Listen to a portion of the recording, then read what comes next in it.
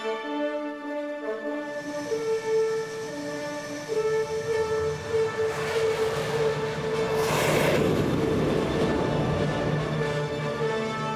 is a presentation of Fox Sports.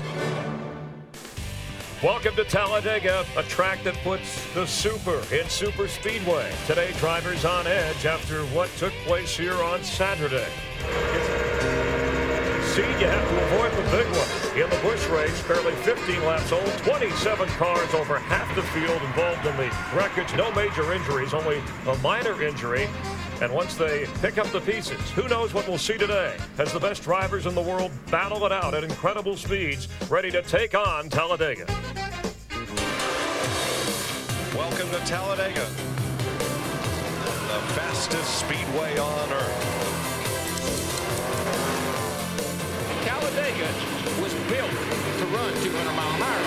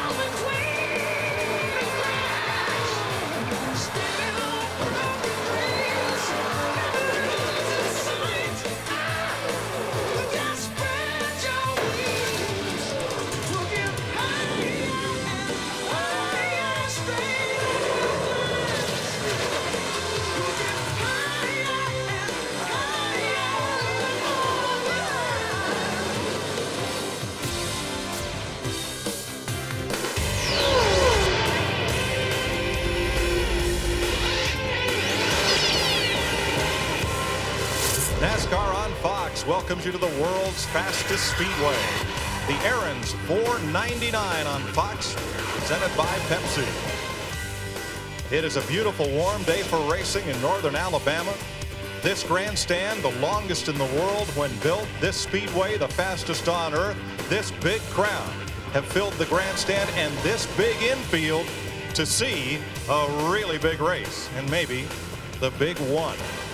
Hi, everybody. Welcome to Talladega. Mike Joy with Darrell Waltrip, a four-time winner here at Talladega with several runner-up finishes.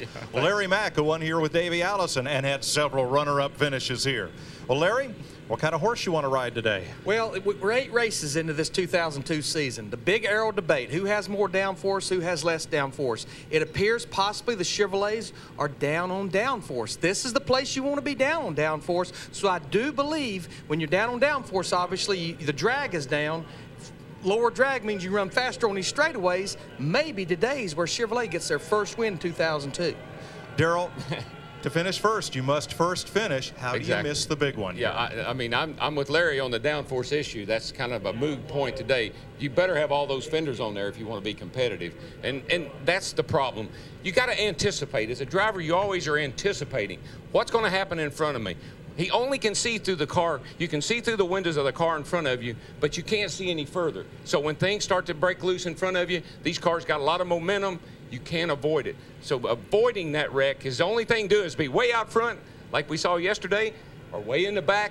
And how far back? I don't have any idea. Maybe a straightaway. Not at the back of the pack. No. At 190 miles an hour, things happen very quickly here. We're set to go racing at the world's fastest speedway. Let's go trackside for today's opening ceremonies. And now for our invocation, a representative from MRO, Monty Self.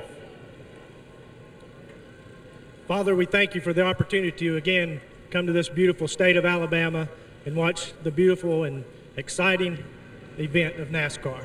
And Father, we just ask today that you continue to heal Jack Roush. And Father, today we ask that you give the drivers safety, their team safety, and as the hundreds of thousands of fans leave today, give them safety back to their homes. For it's in Christ's name, amen.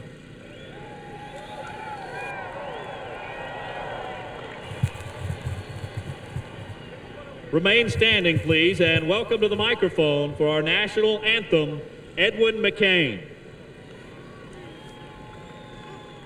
Oh, say, can you see by the dawn's early light what so proudly we hailed at the twilight's last gleaming, whose broad stripes and bright stars through the perilous fight o'er the ramparts we watched were so gallantly streaming, and the rockets' red glare, the bombs bursting in air, gave proof through the night that our flag was still there. Oh, say does that star-spangled banner yet wave o'er the land of the free and the home of the brave.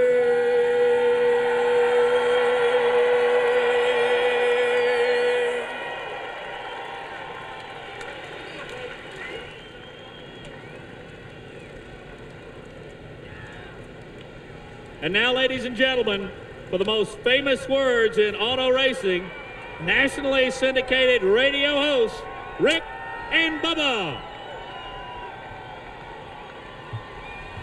For racing fans and Rick and Bubba fans everywhere, gentlemen, stay in it and start your engines!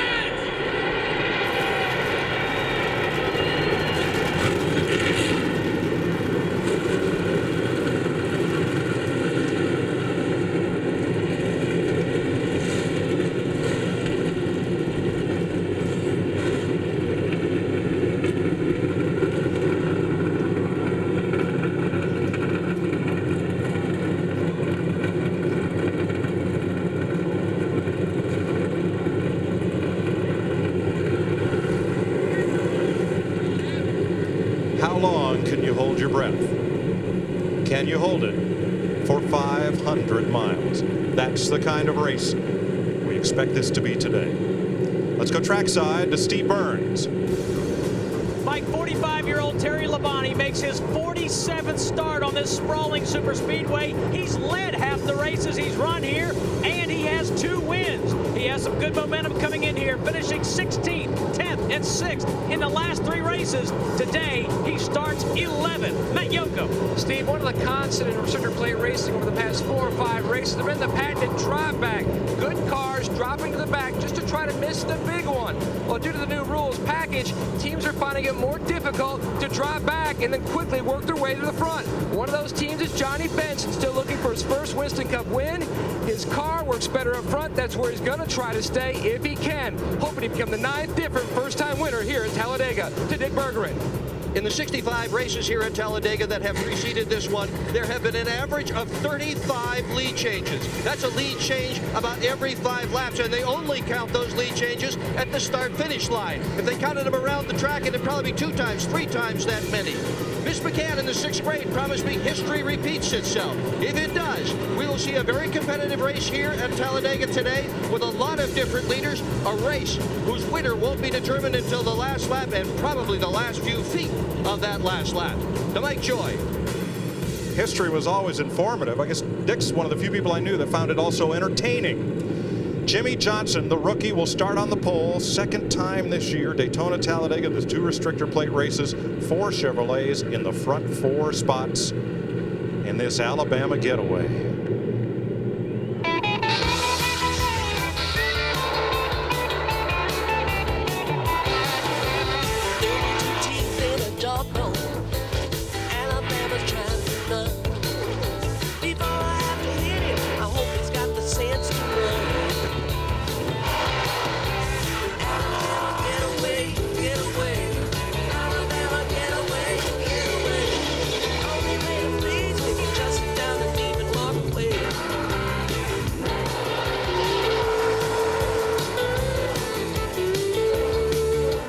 Budweiser, official beer of NASCAR, is the proud sponsor of the Bud Pole Award, given to the fastest qualifier at each NASCAR Winston Cup race. Today's Bud Pole winner, Jimmy Johnson, his second of the season. He'll be in that Bud shootout next year at Daytona. Since 1979, Anheuser-Busch has awarded more than $7 million as title sponsors of NASCAR's Pole Award program.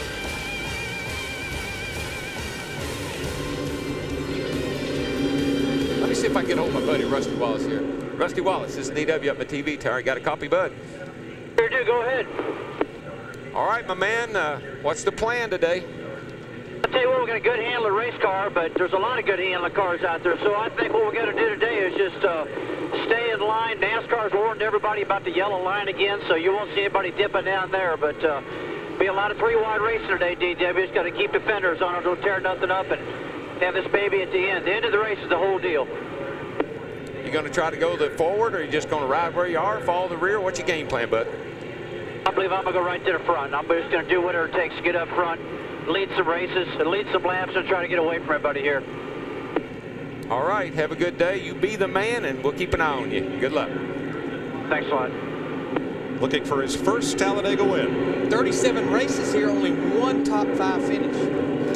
Let's have a look at our Walmart starting grid for today's race. Jimmy Johnson on pole, and Robbie Gordon, his second front row start of the year. 4 Chevrolets up front. There's 2 good ones right there, I guarantee you. Pontiac and a Dodge. They're in the 3rd row. And the first Ford in the field is rookie Ryan Newman. Daytona 500 winner there, the best Dodge.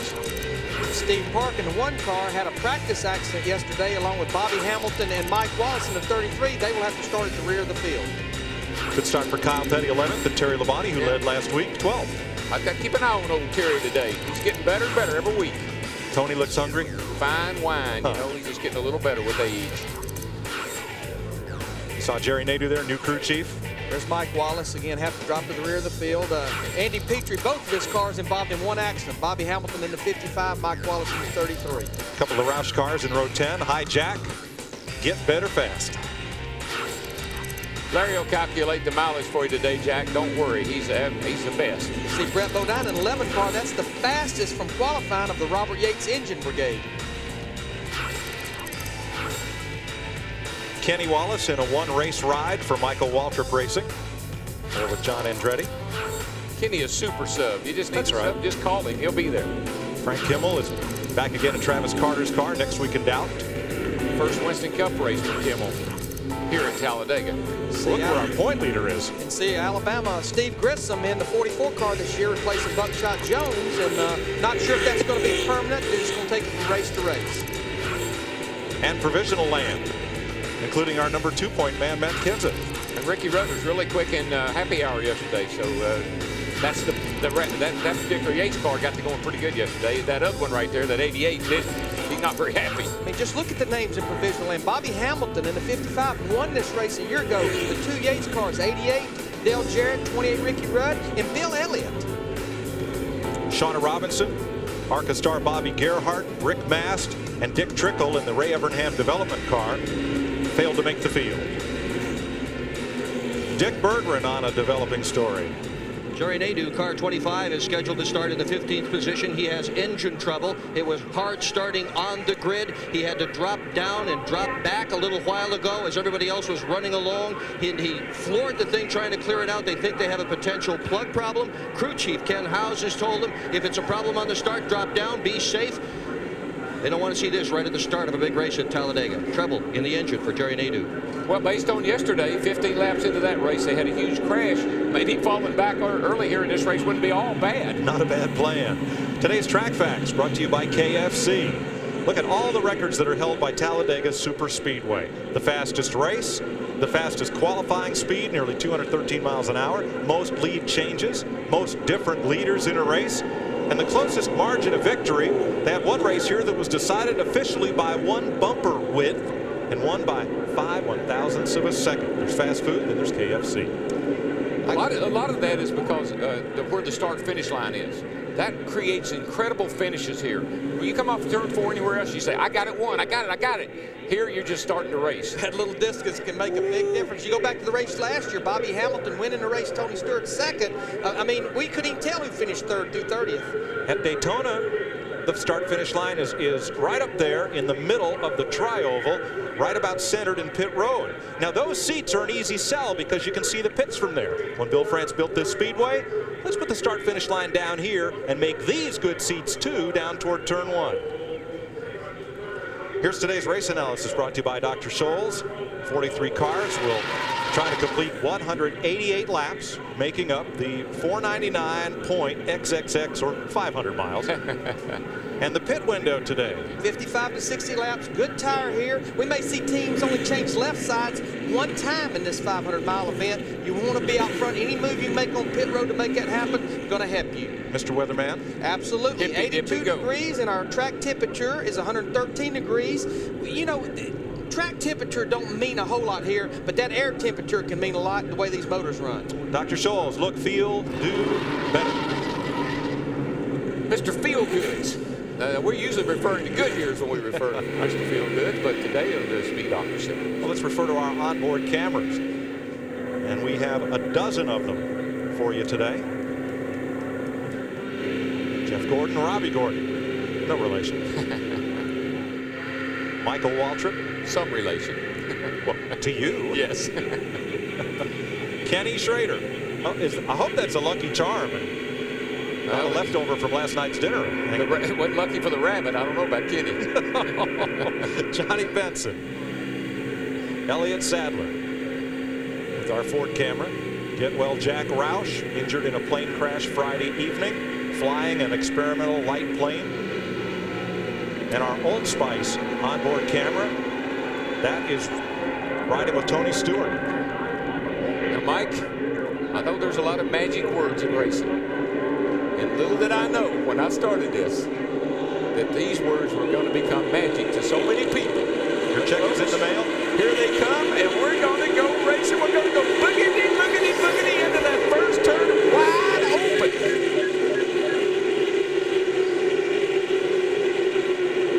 Like a lot of racetracks, they necessarily wouldn't be hunting the bottom. They'll just want to see which one of these lines starts to move the quickest. That's a pretty strung out start. Actually, it is for here. They usually are all kind of wadded up as they go down in that first turn. Robbie Gordon had a really, really good car at Happy Hour yesterday. He was very happy with it. Saw him pass a lot of cars. Looks like it's going pretty well for him right now. Looks like that inside line, though, it's starting to move there. Well, that's where everybody gets, you know, everybody wants to get to the inside. It's kind of like it's the safest place to be on the start. More often than not, the pole winner has not led the first lap here, though. Hey, that 48's got a little steam up under the hood. It's got some ponies. And it's got the 15 pushing it along. And that's a lot of help, too. Man, Robbie Gordon, he's already blocking somebody. Junior. Dale Earnhardt Jr., the 8th car, has got Ryan Newman and 12 behind him. Now leaving on track 1, Jimmy Johnson on the inside. Oh, they'll get them warmed up. Fluids will heat up. Things will pick up here very shortly. Kenny Wallace, Tony Stewart, 3 wide in the back straightaway, in the middle. You got the comers and the goers here. I mean, I just look at our score monitor. 43 cars. I think only about 5 was running in the same position they started in at the completion of lap 1. Oh, yeah, this thing just heating up. From Tony Stewart, looking ahead of Jeff Burton. Let's have a look at speed and RPMs. Really won't see the RPMs change that much. You know, at Martinsville, we can see it way down here, way up here. You see it's going to hang right in here around 7,000. Got 189 miles an hour, 190, 191, yeah, about 191 into the first turn. Kurt Busch swept out high and created that 3rd lane. And just think that they only qualified at 184 miles an hour, so they're at 191 racing. And that's all about the draft, getting a pull off the cars in front of you and getting a push from the cars behind you. This is about all the help from your friends that are behind you there. How about Matt?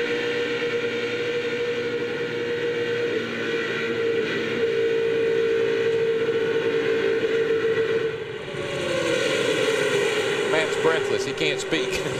Don't blame him. He must be watching the monitor. Yeah, so are most of these drivers, Darrell. Darrell, this has got to be fun, but it's got to be a really tense kind of fun to be in one of these cars. It's fun because it's what you do. I mean, you know, you make a living driving a race car. This is a race. It's really good when you feel comfortable, and that's not very often here.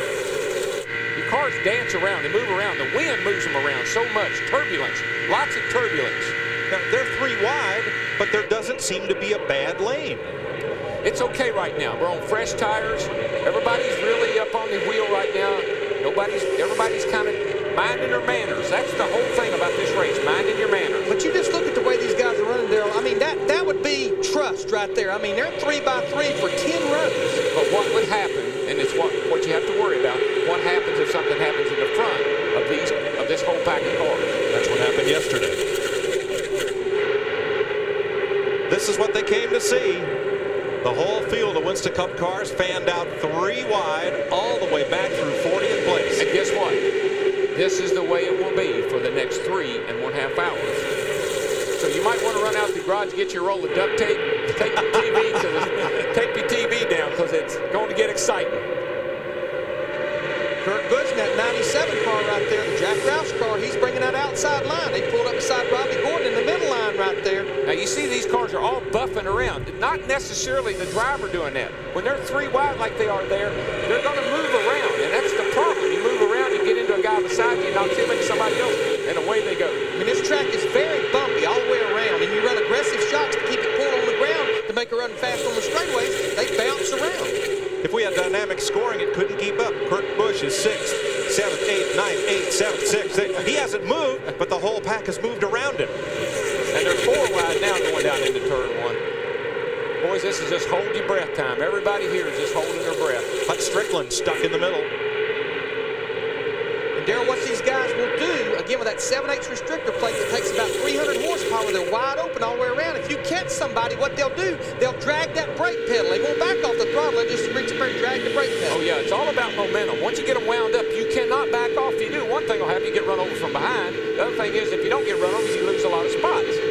So you can get Bristol stomped here, too. Oh, yeah, it's a driver's nightmare. He's got a car right in front of him. He's a little quicker, but he can't go around him. Somebody's behind him bumping him. It's constant confusion. Wide outside. And you never know what line to get in. All of a sudden, the line you're in stops moving, and the one next to you moves. You got to try to get in the inside, in the outside. Boy, Robbie Gordon in the 31 trying to get in there behind Dale Earnhardt Jr. Dale Earnhardt Jr. got to run around the outside of him out of the trial. There is nowhere in the world that you can see something like this. There's not a ride in Disney World. There's not a computer game. There's not a racetrack that you can go and see something like this. Biggest smile in this field right now belongs to Jeff Burton, started 25th. He has snaked his way through this pack up to 10th place. Jimmy Johnson has led every one of the 6 laps so far. Michael Waltrip, Dale Earnhardt Jr. in hot pursuit at Talladega.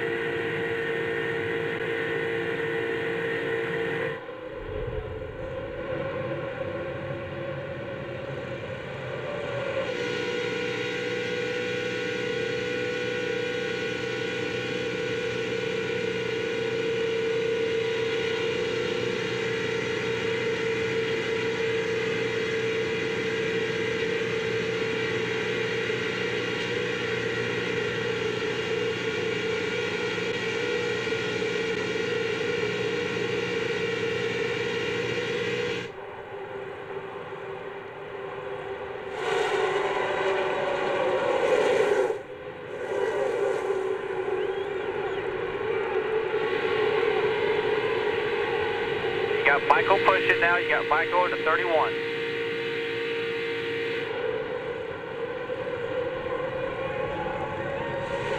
Yeah, right.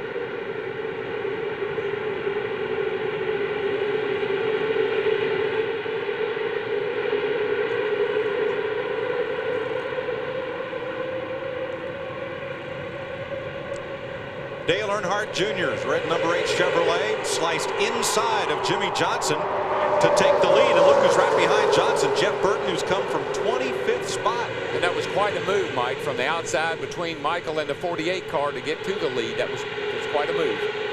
Win a trip to a NASCAR race. Call collect. 1-800-CALL-ATT. Jeff Green, another mover from 30th to 5th. Alive for a while. Yeah, well, that's kind of what happens here. You know, like I said, you got comers and goers. The guys in the front will go to the back. The guys in the back will go to the front. They'll do that all day long. Backs and forth. It's kind of like a little chess match here. Try to figure out where you can end up at the front at the end of the day. The last 4 restrictor plate races. 3 top 2 finishes for Dale Earnhardt Jr., including 2 wins. 1 here, 1 at Daytona. Trying to help Michael. You see him move over in front of Michael to give Michael the pull. Jimmy Johnson doing a great job of hanging right there with him, as long as well as Robbie Gordon. He's hanging right there too.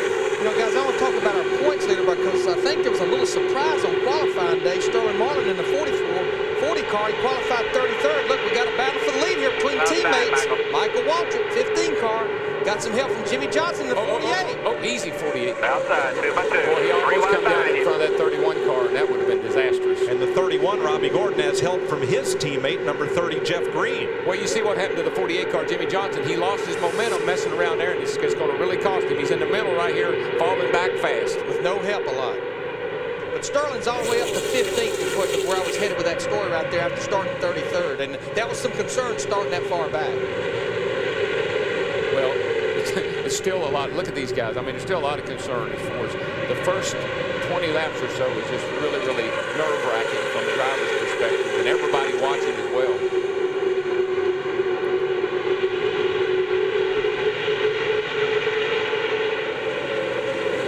Ward Burton currently in 15th place, our Daytona 500 winner. Steve? Well, Mike, in talking to Ward Burton and crew chief Tommy Baldwin this morning, they weren't making any changes to the race car, but Ward Burton was concerned about blind spots. He's having trouble seeing cars around him. So what they did add was Ward literally cut foam rubber inserts out to boost his seat in the driver's cockpit a little bit. He's having a hard time seeing. He said, I can't trust my spotter here. I've got to feel and see everything. Matt Yoakum. Steve, the move around the 48 car by Dale Earnhardt Jr. was choreographed by his spotter, Ty Norris. Jr. told the spotter, tell Michael, just go with me and let's get around this young boy. He's looking, though, in his mirror for the 20 of Tony Stewart. Besides working a lot together during speed weeks, they worked a lot together in the draft. A lot of respect these two drivers have for each other, but their cars work very well together, especially with Stewart pushing the 8. That's why they feel like the 99's running so well, because the 20 is pushing the 99.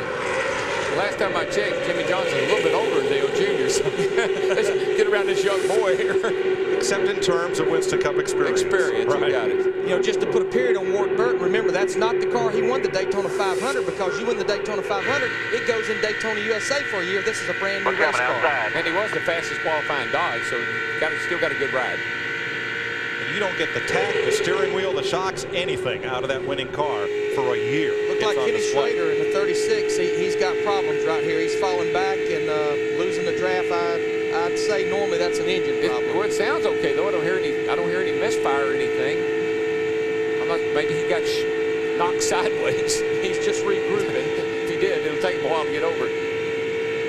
The M&M Global Vote, which will become the new color M&M, purple, pink, or aqua. purple. And that vote's coming from about 75 different countries. There's countries voting that don't even get to vote in the politics of their country. Quite frankly, I think a real M&M would be pink. Oh, girl. And Schrader said he don't have a problem if it ends up being pink. I like pink. Because whatever color wins the vote, he has to drive that color car. That's why I think it'd be perfect. Okay. Schrader in a pink car. All right, I love it. Folks, we're on pink. Jeff Gordon has passed his protege, Jimmy Johnson, the 48. Gordon is half owner of Johnson's car. That's Jeremy Mayfield right behind Gordon. And Kevin Harvick to the inside. Well, there's two kind of drivers here, Mike. There's those that know what to fear and those that don't. And you're going to see two totally different driving styles and racing styles between those kinds of drivers. Those boys out front, they don't know what to fear. I mean, Jeff Gordon started 10th. He fell back to about 25th. Now he's worked his way back to 10th. Steve, what's wrong with Kenny Schrader's car? Boy, Mike, you're not going to believe this. Continuing our tradition of Talladega strangeness, Schrader radioed and says a piece of roll bar padding fell off and hit the ignition switch and killed the motor. Thank goodness.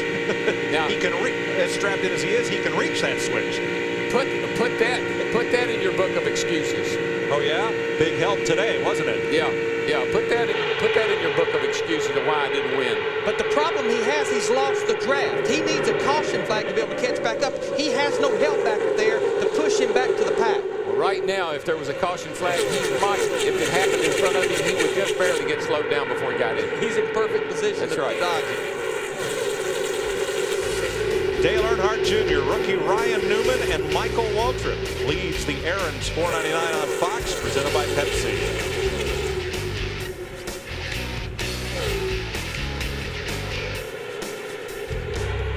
20 laps complete at Talladega, no change among the top 10. Dale Earnhardt Jr. still leading Ryan Newman, Chevy versus Ford.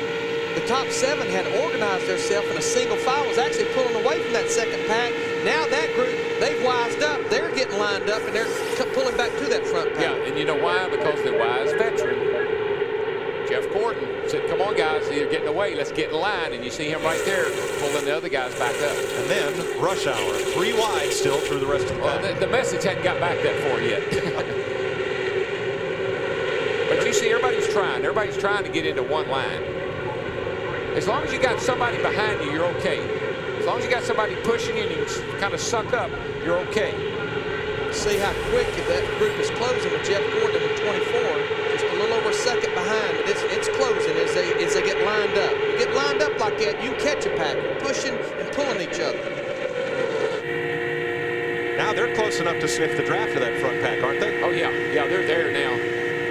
About 100 yards. What happens to these cats back in here, though, is Hamlin, I don't care what anybody says. They always say, oh, Hamlin don't make a lot of difference at Talladega. Hamlin makes a difference everywhere.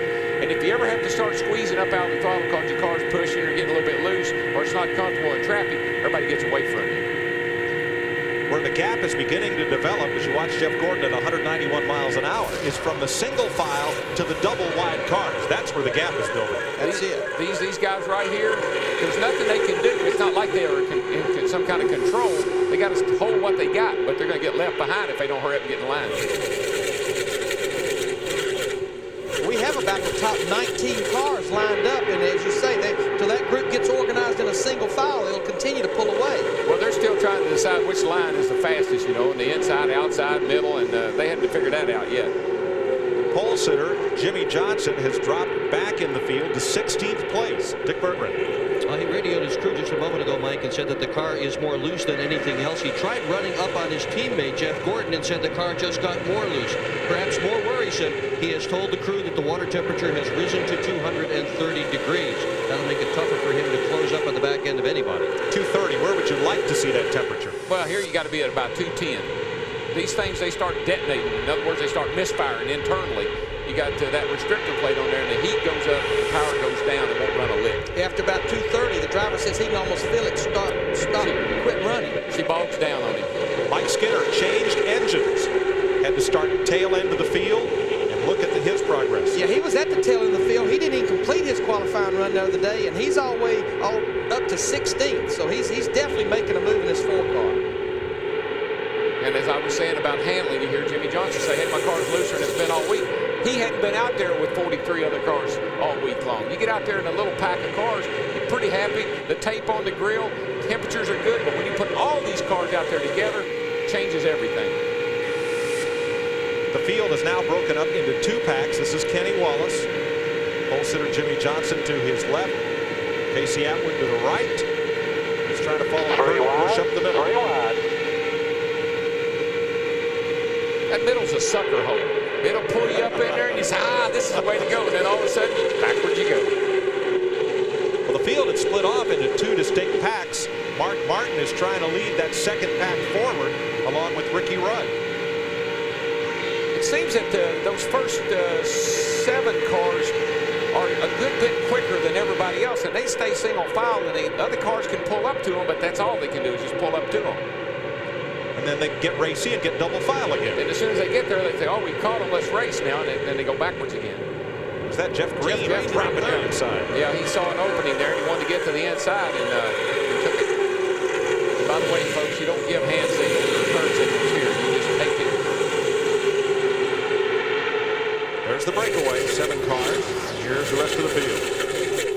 Jeff Gordon in 24, he's just on the verge of losing that group, but I think what happened, Dale, he ran up there to him, but the product of the restrictor plate is you will get so close to him, and you just can't go ahead and get to the rear bumper. It's like a wall you run up against. Yeah, it is, a wall of air. That's what it is, and some cars will pull up and go on, and others will just die. They just stop. And he's definitely losing that top 6. Oh, yeah, he pulled them up there. They got single file, and he pulled them up there, but he doesn't have enough steam to stay with them. Now, it was 191. Look at him now. Yeah, and you can drop as much as 500 RPM in and out of the draft. And you can lose 4 or 5 miles an hour in or out of the draft. A good example, Kenny Schrader's running 52.90. The leader is running 50.90. 2 seconds. 6 cars, then Gordon, and the second pack has now caught up Jeff Gordon. Now, when those cars get up behind Jeff and start pushing him, then they'll go forward again, but you can't do it by yourself. As long as they got a little bit of a single file going on, no side-by-side racing. Darrell, do you mean pushing with the air or literally pushing? Well, the pushing with the air. I mean, that wall of air that he was hitting, now that car behind him is helping him break through it. 27 laps complete. The Talladega Superspeedway, Dale Earnhardt Jr., Ryan Newman, Michael Waltrip, Robbie Gordon still coupled together at the front of the field.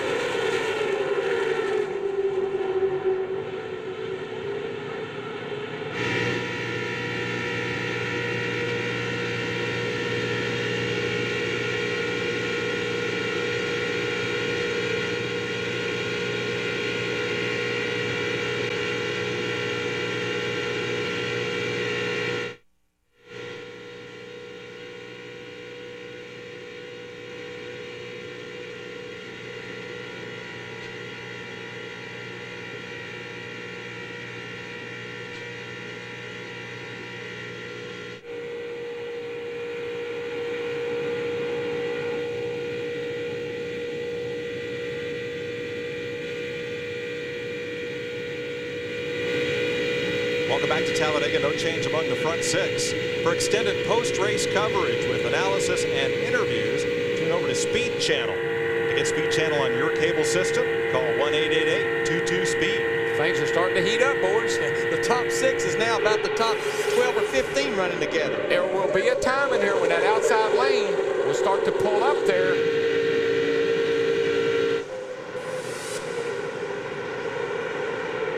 And we were talking about Mike Skinner a little while ago. What a great run to the front. He made, you know where he's running now? 39th.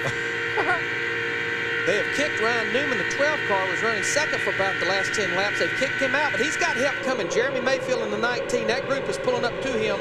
They'll be his best ally getting kicked out of line. Jimmy Johnson, and was that Harvick or Sterling that jumped to the bottom of the racetrack right there? That was a bold move. It was Sterling, and he brought point-standing runner-up Matt Kenseth with him. Well, you just have to take advantage of every opportunity, no matter how small it may be. If you see an opening, you've got to go for it because you can't let off that throttle. And Darrell, all these moves we see, these jump-out moves, are from the top to the bottom of the racetrack, not the other way.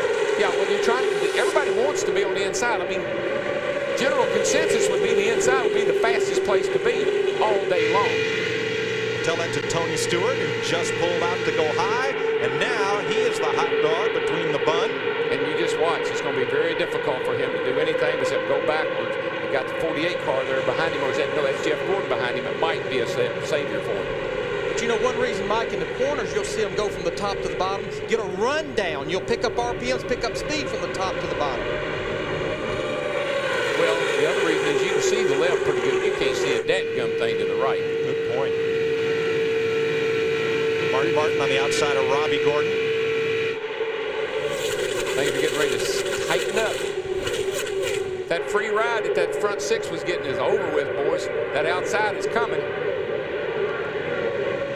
mean, Darrell, if you're like Tony Stewart and Jeff Gordon, and you're in the middle, and it's just lap after lap after lap, I mean, you finally just say, I can't stay here no longer.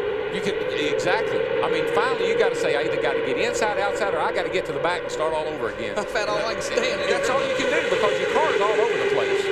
Jeremy Mayfield led that lap. He's the race's third different leader after Jimmy Johnson and Dale Earnhardt Jr. And I talked to Ray last night, Ray Earnhardt, and he told me, he said, DW, I'm going to work on that 19 car today. We're going to make some changes on it. He said, I'm going to put it like we used to run it with Jeff Gordon. And he said, see how I do. Larry, the Dodges and the Fords didn't qualify all that well. It looked like an all-Chevrolet show after qualifying, but in the race, things are really different. Well, I mean, again, you know, if you're a little down on drag, if you're hurting for drag, once you get out there in dirty laundry, dirty air, it kind of evens everything up. All right, we've got 34 laps here that we've completed. These cars are about now going through big transitions, burning off fuel, tire pressures are up. Drivers are just getting a little irritated right now. Not a lot, but a little bit. Things are going to heat up. People are going to start making some erratic moves. Here comes one right here. Michael Waltrip trying to get a little help from Robbie Gordon on his teammate, Dale Earnhardt Jr., but he moved to the bottom right here going into turn 3. I mean, look how close they're running, and this is getting off in a corner at 190 miles an hour. Well, they think they can bump draft, and you can as long as you're going straight, but you better not try it in the corner. Dick Berger. Well, pit strategy here at Talladega will be a good bit different than if you watched the race last weekend at Martinsville. There, on the short track, tires were the whole ball game, and people constantly came in and fired tires at the car because that helped get them through the corner. Here, tires are far less important than track position. Unless there is a caution flag, we don't anticipate seeing anyone come in to pit their car until around lap 50. Even at that, you're going to see people today take just 2 tires in order to get a faster pit stop out of this place. Track position, the whole ball game at Talladega. Look at this. The cars in the parking lot are not this close. Yeah, and folks, this is not orchestrated. No, they are not doing this. This is not practicing your precise flying here. Yeah, this is not let us entertain you. Yes. This is I'm trying to get to the front. It's going to get crowded off of 4 here, guys. We're bottlenecking up here. I mean, you know, as a crew chief, I'm running around right now. I'm trying to pick my dancing partner when I want to pit, what I want to do. But Jeff Hammond, I'm also trying to keep an eye on my driver and what's going on out there, because what might be his partner now may be 20 car lengths between them when we get to a pit stop. Yeah, you go through all the practice sessions and you try to figure out, hey, I ran good with this car. You talked about it earlier, the 20 car running good with this guy. All of a sudden, you can't get to the man you'd like to. So you got to start trying to find some friends out there. This part of the race, you can find a few friends. You can find guys who will work with you. So trying to make those marriages and try to keep your car at the front as best you can. By the end of the day, don't expect that to be there. Little bump there. Newman into the back of Jeff Gordon just to kind of push him along into the corner. This is like a big flock of geese flying through the air. The guy in the front, he's working the hardest. He's breaking the air open for you, and everybody else is getting a free ride. And that free ride is what pulls you forward so quickly sometimes. Steve Burns. You know, Mike, it's amazing, as you guys pointed out, how much these cars move around from the front to the back. Terry Labonte started 11th, dropped to 38th. I went down and asked crew chief Jim Long if they were okay, and he just kind of shrugged his shoulders. Says, yeah, Terry says the car's fine. He just got shuffled out. Well, then, you see the 5 car, he moved up as high as 23rd. He's just riding. In fact, in practice, he didn't even run that many laps yesterday because he didn't want to tear up the race car. He's just being nice, cool, and collected. And Jeff Green is the ping pong ball of the day. He started 30th. We told you he had climbed his way all the way up to 5th. And on the last time by, in that 3-wide shuffle, back to 27th. It's been an up and down day, and we've only run 37 laps. And Johnny Benson, Jeff Green right behind, and Kyle Petty splitting the middle. Now, Kyle started 11th. He moved up. He's dropped back to 29th. Now he's picked up a spot or 2. You get a little bit of help from Kevin Harvick in that silver 29 car, the Goodrich car. And again, what you try to do when you're nose to tail with somebody is you got to keep your foot on the floor. You got to keep that right one matted and use that brake pedal. Got a car off the pace here. Yep, Bobby Hamilton. He went up and almost hit the wall. I don't know if something happened to the car or not. Up front for the lead, Michael Waltrip goes nose to nose with his teammate, and Tony Stewart, as Matt told us earlier, hooks on with Dale Earnhardt Jr. Michael Waltrip's down there in the 15 with not a whole lot of help. Oh, he's going to get Ryan Newman dropped down there. He's going to try to push him on. Those are the 2 best cars, the 8 and the 15, and you're going to, you know, somebody's going to get behind you. You can count on that. They've seen those 2 cars lead the race. They've been up front since the drop of the green flag. That's who I want to go with. You're looking good, baby. See that car behind Ryan Newman, though, the 12 car, that's a teammate as well. Kenny Wallace in the 48. DEI car, DEI engine. Kenny always runs well here. Ran second here about a year and a half ago.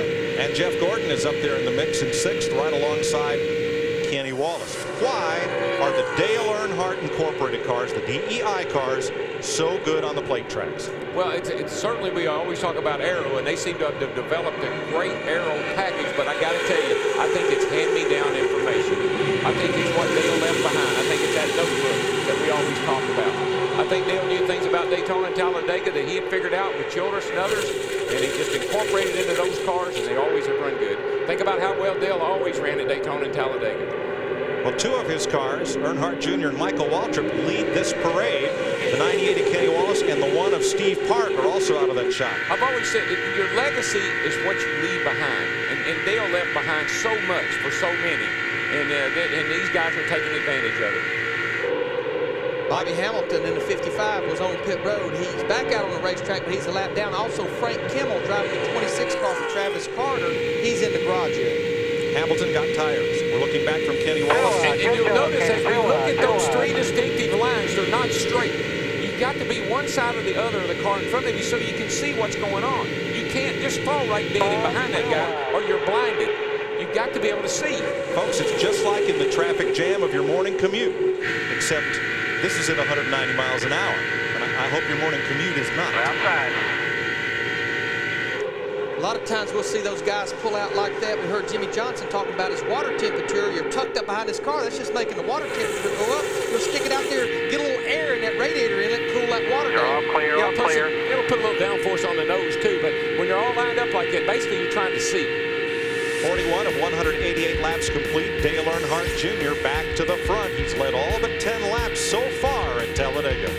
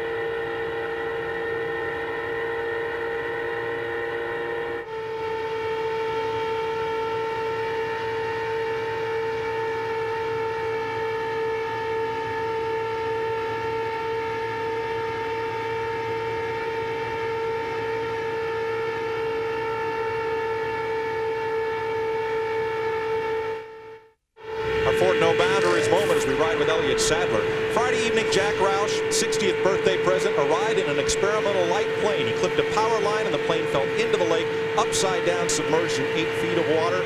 Larry Hicks, retired Marine Corps Sergeant Major, who had been specially trained in underwater rescue, went into the water. On his second dive, found Jack. On his third dive, pulled him out of the water, pulled him to shore, applied CPR, saved his life. Larry said, "I was just doing what I'd been taught." We think he's a hero. That's our Ford No Boundaries moment. And I think there's angels amongst us. Oh, there must be. For this man to be the bystander, and Darrell, there's more to the story. Larry Hicks was suffering from cancer, and it was thought he might not live out past the year 2001, but he's under chemotherapy, and he was there for Jack Roush. You gotta believe. Gotta believe. Kenny Schrader's bad luck continues. It took him about 25 laps to lap him here. That just goes to show you how slow you're running by yourself. Once he was lapped, he came to pit road, got 4 fresh tires here on lap 45. Did anybody mention Sterling Marlin lately? Our point leader? Our point leader. There he is. Just ahead of Ryan Newman. And in 3rd place. Very quietly. Yes, methodically. Right up there to the leaderboard. Bobby Hamilton got 4 tires on his pit stop, and Frank Kimmel had a broken shock absorber problem. That's why he is off the track. Sterling Marlin started 31st, made that big jump up into the top 15, fell back with that big pack. Here he comes. And what I see about this car, Larry, and you know this too, every week they start off, maybe they don't qualify too good, but before the day's over with, that is the best handling race car on the racetrack. Saw it at Darlington, saw it everywhere we've been so far this year. Rockingham, he gets that car at Daytona better and better as the race goes along. It don't seem to matter what type of racetrack this is. His Daytona 500 car. This is the one he got out, pulled on the right front fender, and was penalized. I'll tell you who else has pulled up to that front pack is Hut Strickland. The Bill Davis Dodge up to 5th place.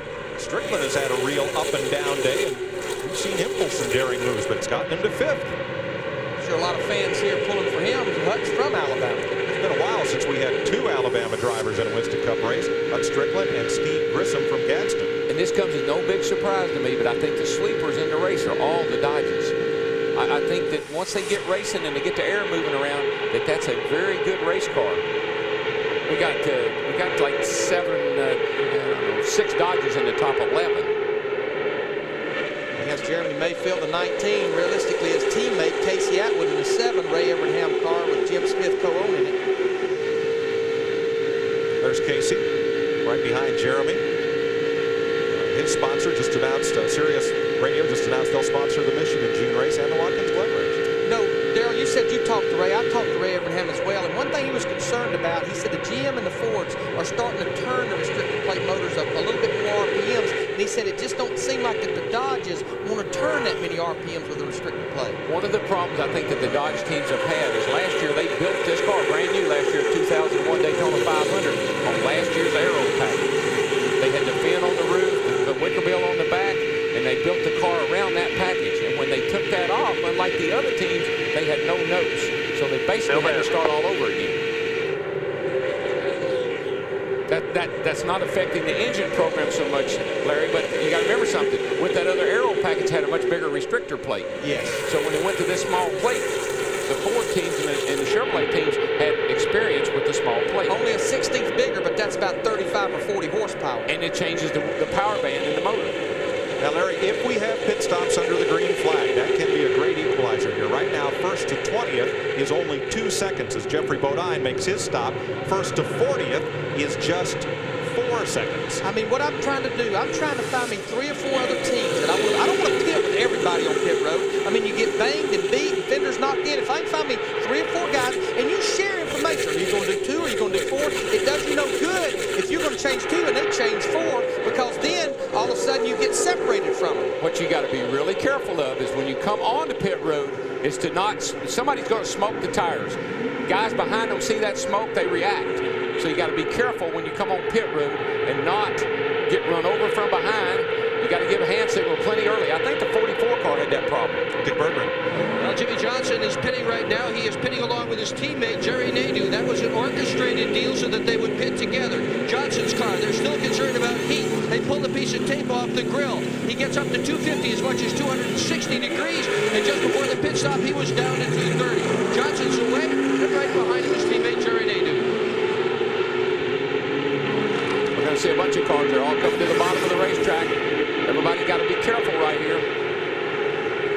We see him get run over a lot there. You're going from 190 down to 55 miles an hour on pit road. And you'll smoke that right front tire. It's about the lightest tire. Oh, yeah, Buckshot had a flat. Actually, Steve Grissom down the 44 car. Sorry, Steve. With DW Michael Waltrip in, they're going to make a wedge adjustment. He said he's a little bit loose. 4 tires for the number 15 Napa Chevrolet of Michael Waltrip. Jeff Kerr, the Jack Man. 4 tires for Michael Waltrip. Let's go to Matt Yoakum. His teammate Steve down here in the first pit stall towards turn 1, Dale Earnhardt Jr. A 4-tire change. No adjustment. Car as he drops the jack. 14.7 seconds.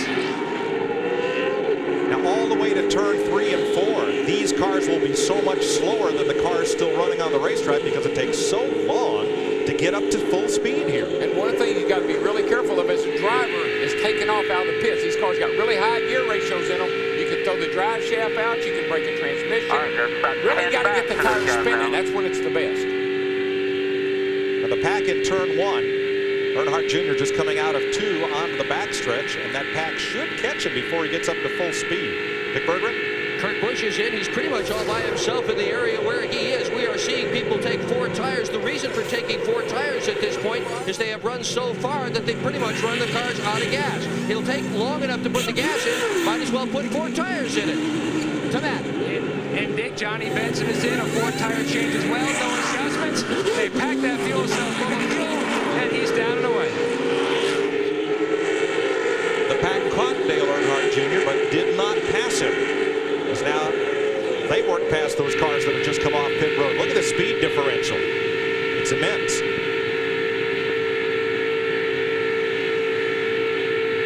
This will change the complexion of the race. These pit stops under green changes everything, Dick.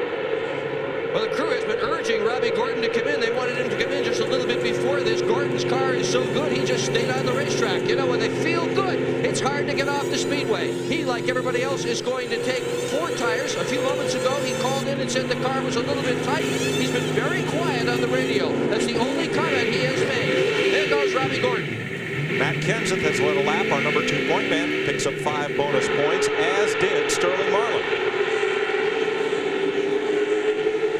Here we go, right at it again, 3 wide. And one of the things that Sterling hadn't capitalized on this year is bonus points. Matt Kenseth and others have gotten a whole lot more bonus points by leading laps or leading a lap. Sterling hadn't taken advantage of that every race.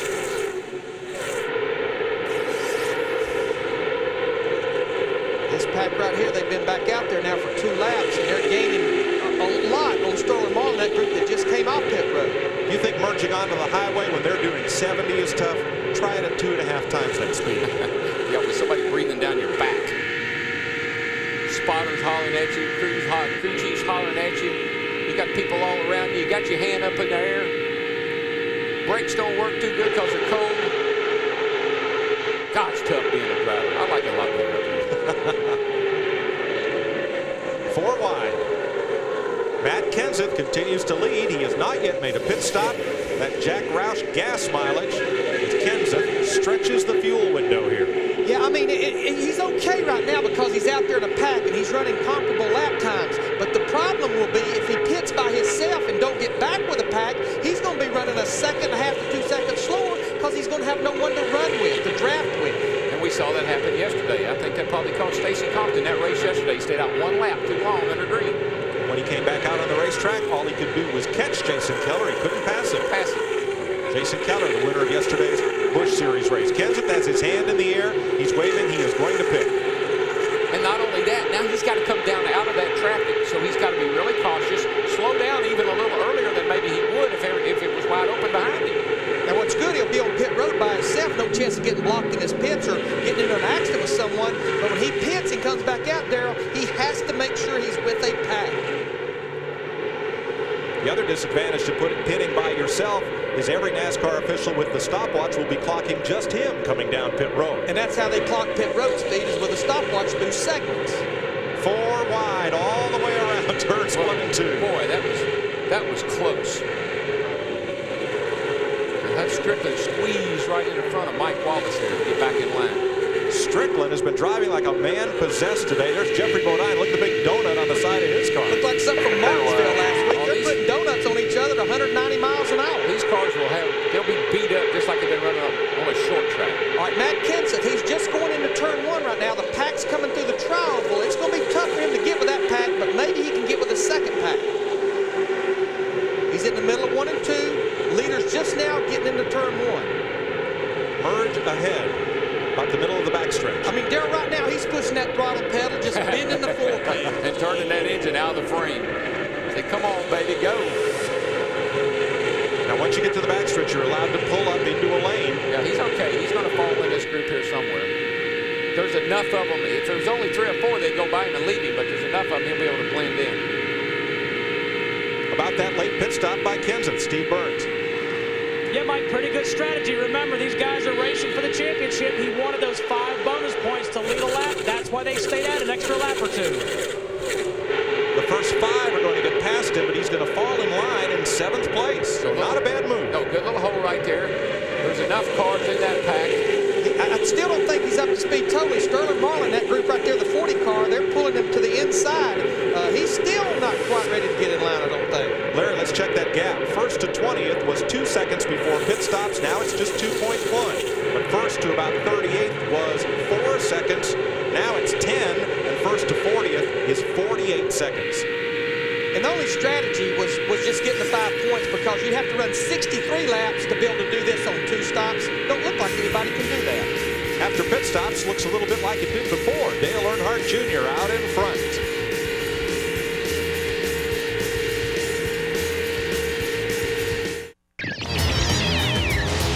Welcome back live to Talladega. Aaron's 499 on Fox, presented by Pepsi. Dale Earnhardt Jr. won here in October. His father, the late great Dale Earnhardt Sr., won back-to-back Talladega races 3 different times. Top 30 cars within 3 seconds of each other, Jeff Hammond, as we observe some of the strategy at this point. 61 laps in, a guy like Kenseth staying out, Jimmy Johnson, the pole sitter, pitting early. What does that indicate as to what we'll see the rest of the way? I think there's a lot of guys right now trying to find that combination who they can run with. Jimmy Johnson is falling back early on. Hunted around, didn't find what he wanted, came to pit road early. Now he's right back up to 9th and back in contention. So I think a lot of these crew chiefs are trying to find if they can come to the pit road with certain guys and be able to make their way back up through the pack and be effective by the end of the day. Speaking of the pack, as we look at the back of the pack, and people know about Saturday's Busch race, 27 cars involved in the big one. Last year it was caution-free here. What would indicate here as to someone sitting back there if we might have more problems? Well, right now I think you still, early on we've seen a lot of patience. I don't think guys are really getting too excited. They're willing to fall in a single line and work their way back and forth. We've already seen, we've had 43 cars, Chris, between only 3 seconds of the lead early on. So I think everybody knows what the cars are capable of, and they're showing a lot of patience right now. Later on, that may go away. And there have only been 2 caution-free races run here at Talladega. 6 leaders, 8 lead changes. Let's go back upstairs to Mike Joy, Darrell Waltrip, and Larry McReynolds. Caution-free here at Talladega through 63 laps. Let's have a look at our 7-Eleven pit summary, where they came in or where they went out. Jeremy Mayfield, that 19 group, they did a good job. Jeremy and the crew going from 8th to 2nd. Elliott Sadler as well, 18th to 4th, and Tony Stewart. That group, they do it every week on pit road.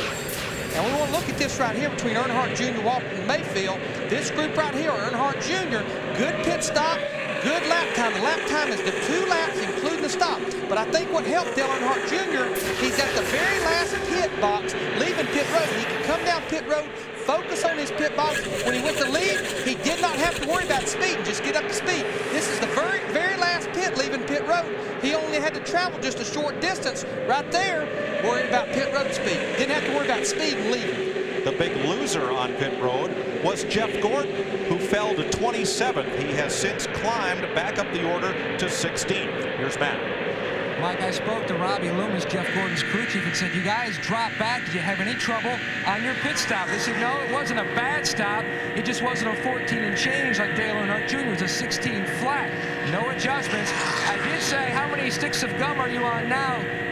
3? He said, no, I'm on number 2, but I'm pulling out number 3 soon. So you can see it's very nervous down here for the crew chiefs as well. There's Jeff Gordon's progress through the day. Earnhardt Jr., Michael Waltrip, teammates, nose to tail. Jeremy Mayfield and Elliott Sadler, who took a provisional, is right up there in the top 5. That's a lap car, that 33 car just going a lap down, and that usually bottlenecks everything up. But just remember, Elliott Sadler, this is the car, too. He finished second in the Daytona 500. We saw the sign, Get Well Jack. Jack Rouse supplies the motors for this 21 car of the Wood Brothers. Mike Wallace now going a lap down along with teammate Bobby Hamilton. Here's Dick Berger. Johnson won the pole in car number 48. He has been troubled with overheating all day long. On the last pit stop, they pulled some tape off the grill. That lets more air get through the radiator. It dropped the air temperature, or dropped the water temperature 10 degrees. They've told him to go ahead and turn the fan on. That should drop it a little bit more. Randy Norton, who builds the engines for those cars, said he can run at about 250 for a while without hurting the engine, so long as he doesn't pump the water out. They're very cautiously optimistic about Jimmy Johnson's car. Steve Burns. Well, Dick, not good news in the 14 pits of Stacy Compton. He came down here with a car they had never tested, never taken to the wind tunnel, yet he qualified 6th. Well, he is now very far behind the field. They think he has a broken valve spring on the number 14 of Stacy Compton. And to update Frank Kimmel, after that broken shock absorber problem, he has returned to the race. 2 things on Jimmy Johnson's car. When you start pulling tape off, Larry, as you know, you're going to open that front end up. That's going to slow you down, so he's not going to be able to run back up there and lead this race like he did at the get-go. And the other thing is, these cars have electric fans. They don't have a mechanical fan like you have on your passenger car, like you used to have on your passenger car. They got an on and off switch for the fan, and normally at speed you don't need to run the fan, but if you're having a heating problem, it's helpful. You know, I'm a little surprised, though, that the Stacy Compton group, the 14 group, is having a valve spring problem. Normally, that's caused from excessive RPMs. Now, I want to just show you where the valve spring is. There's 16 of them. You have one on intake, one on exhaust. There's the valve springs right there. And normally, it's a product, when you break one, of excessive RPMs, only turning about 7,000 here. I'm a little surprised at that. More than likely, Larry, that happened leaving the pits. More than likely, he overread the motor leaving the pits. And it's exactly, I would say, what has happened. You have 2 valve springs. You have an inner and an outer. And I would say if you're going to tear or break a valve spring, it would be leaving pit road. Ironic, it happens right after a pit stop. Exactly. Our top 20 after pit stops was 2 seconds apart. They're now just 1.2 seconds apart. The pack is closing up into a wad again. There's Steve Burns. Yeah, Mike, I'm curious. I want to ask Darrell and Larry about this. Stacy Compton actually stalled his car when he was leaving his pits on that pit stop on lap 51. Wonder if that could have broken that valve spring then. Well, what it does, Steve, is you crank it back up, you rev the thing because it won't go. It stumbles, and when it does take off, the engine revs up real high before you can do anything with it. So, yeah, I'd say that had a lot to do with it. And I mean, they pull such a high gear, you know, 300s, 307, where it was at 6-something last week at Martinsville. It's hard to get it going. You'll stall it out sometimes leaving the pit. Yeah, when it stalls and everybody's hollering at you and you got to hurry up and, you know, you rev it up. Whoa, Jarrett. Hell, Jarrett, that 88 car, almost sideways. Tried to slip under Tony Stewart and get him back in line. He might have got a little pop from Matt Kenson. I think he did. One outside. Nice job. One outside. 2 outside. Got Robbie in the middle. 2 outside. Well, you see what he does too, don't you? He said, I got to catch my breath. That scared me. Dale Jarrett starting back in 41st. He had worked his way almost to the top 10 or 12, and he's falling back now to about 19. Jeff Hammond.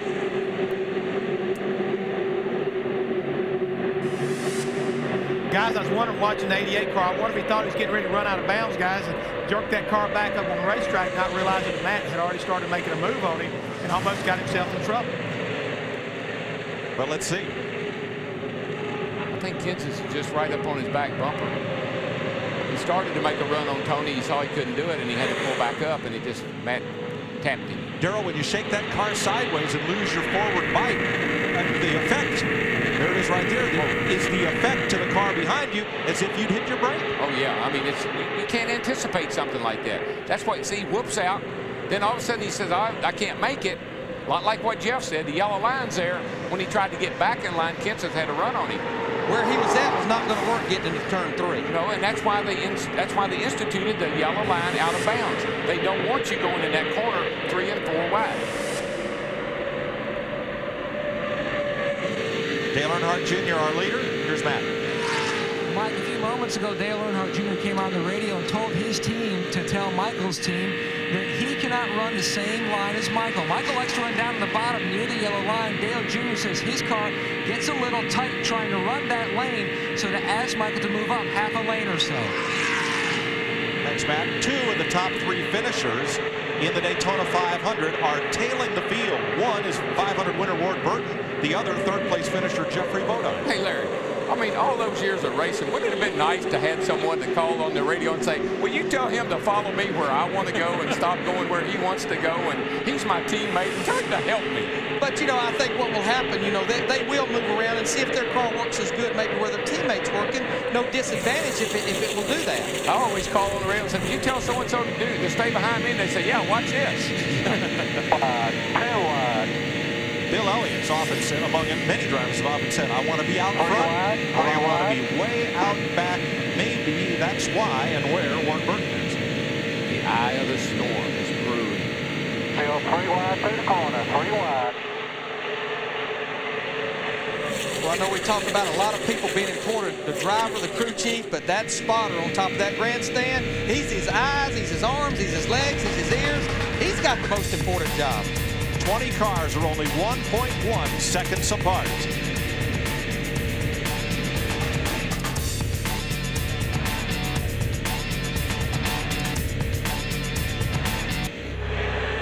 "75 laps so far, caution free. Dale Earnhardt Jr. and his teammate are leading. And a few minutes ago, Dale Jarrett had quite a moment. Yes, Talladega. He had a moment. Looks like to be big. M4, nice save. 1 outside. Nice job. He sounded a lot calmer than we did watching it, Darrell. Well, once you've saved it and you're still going, you're all, yeah, you know, you got to get that out of your mind and think about what to keep going. But I like his spotter, Roman Pemberton. He was like, okay, nice save, but they're outside. They're, you know, right back to business. Yeah, nice Don't save, have time to dwell on it. Yeah, go, man. Yeah, tell me about it later. We'll talk about it this afternoon. The plus to that is you saved it and you didn't wreck. Now get going. You know, guys, we're almost 80 laps into this race, approaching halfway. 43 cars still out on the racetrack, and of those 43, 39 of them are running within 4 seconds of each other. And that's through a green flag set of pit stops. My question about Ward Burton, there does not seem to be anything wrong with his car. He's just kind of hanging out as the caboose there, Steve. Yeah, just went down to check on Ward Burton, and you know, earlier I said he was having a hard time this morning making himself comfortable in the race car, which DW talks about a lot. Well, right now he cannot find a comfortable place to run. He's searching, trying to find a place, any place on the racetrack, a lane where he feels like he can compete. Right now he doesn't feel comfortable. Now, Tony Stewart was up amongst the leaders and for a while drafting right off of Dale Earnhardt Jr. He has dropped back to 31st. Well, I think every driver has a thought process that he goes through here. And every driver has a point in a race where he thinks it's time for him to take a breather. It's time for him to drop back there, view this thing from the back, and see if something's getting ready to unfold. Because there's points in the race where it's more apt to than not. You see by the Fox tracks, Tony Stewart back there, I mean, he's losing ground fast to Dale Earnhardt Jr., who's leading this race right now. You know, also what you find out back there, Darrell, you find out, you know, where your car's maneuverable. You know, is it better up high in traffic, better down low? I mean, still don't want to see you back there, but you're getting an education about your race car. Well, yeah, you might, you know, get back there where you can move around a little bit. When you're 3 wide all the time, I mean, you know, you're pretty well dictated to the line you're going to run by who's doing what. At least you get back there and you try it, like you say, move around, try your car in some different places. Tony's had a tough week here in Alabama. He was interviewed by a British writer who perhaps took Tony's comments out of context, saying that the fans here were obnoxious. He says he meant they were boisterous. They have a great time here. And he had a cute T-shirt on in driver introductions saying obnoxious Talladega driver. 3 wide outside, no help. He can take the joke as well as dish it out. 3 wide outside.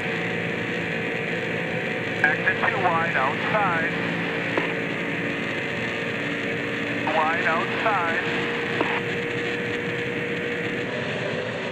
I know as a crew chief, I pretty much left the radio waves for the spotter. He could do that driver a whole lot more good than I could. I came here, Bobby Allison and I had a run-in somewhere back in the 70s, 80s, early 80s. I came down here and I didn't know about roll tide. I just saw boxes of tide with rolls of toilet paper on people's antenna, and I was nervous wreck. I didn't know whether to come inside the racetrack or not. So I kind of know how Tony feels. Dick Berggren. Well, Greg Zipadelli is Tony Stewart's crew chief. It's also his 35th birthday. Greg, why are you guys running in the back today? Tony was getting a little impatient there. Nobody was helping us when we got up front there after the pit stop, so we're just going to go to the back. No sense getting frustrated this early in the day. We got a lot of racing left. We got a really good race car. We'll just we got one more stop to go, and then we'll race hard the last stop. Okay, happy birthday. It's starting to look like the Tour de France. Sometimes you want to lead, sometimes you want to ride. Yeah, well, that's the whole thing. Calm down. The driver, and the crew chief and the spotter both. Calm down. Take a deep breath. Fall back. Get your composure, and then we'll get them later on. Because if that driver is giving a lot of static across the radio about how people are driving, the best thing he can do is get out of there. Well, we now have everybody nicely linked up. 2 Chevrolets, followed by 2 Dodges, followed by 3 Fords, followed by 2 Chevrolets. Isn't this nice? Everybody's found a partner. for the time being. And, you know, I think Greg Zipadelli makes a good point. They know they have at least one more green flag stop. They're going to actually have 2 should we stay green all the way. So that's going to mix things up. So, again, you're learning about your car. You know you have more green flag stops to come. Now, on the outside, Kevin Harvick. Now, talk about being misquoted. It was reported last week that during the Craftsman Truck Series race, he had said he was going to dump Corey Gibbs. In a press conference yesterday, Harvick denied making such a statement, said it was made by someone on another team, but it was attributed to him. Says he did not say that he was going to dump Corey Gibbs. The 2 of them did get together and crash, however. And Harvick said he has learned a lot about himself and learned how he is part of a much bigger picture in NASCAR and will act accordingly from here on out. Darrell, did you see right there Kevin Harvick in the 29, how he moved against the 99 car and then he shot away? That like gives you a little push away from him when you get up against him and go away. Oh, you'll play with the air. I mean, there's air. I keep saying about turbulence. There's air all around these cars, and you want to know if the buff off of one of the other cars, when it buffers off of it, where your car's going to go. You're making notes. You're making mental notes this whole race, all geared up for that last 5 or 10 laps of this show. The 98 car, we're not used to seeing that, as Kenny Wallace in a 1-race ride for Michael Waltrip Racing. Whoa! Ryan Newman, I got into the back. Look at Dale Earnhardt Jr. with his hand out the window. Yeah, and you see what happened. The 12 lost his momentum, and look at all these cars going by him. Flashback. 1 year ago, the Daytona 500. Kurt Busch, going through the tri-oval, bangs into Dale Earnhardt Sr. Earnhardt put his arm out the window at 190 miles an hour to give Kurt Busch a wave. And I said it was almost like the lamb taking on the lion. And it was. Like father, like son. Apples don't grow far from a tree, boys.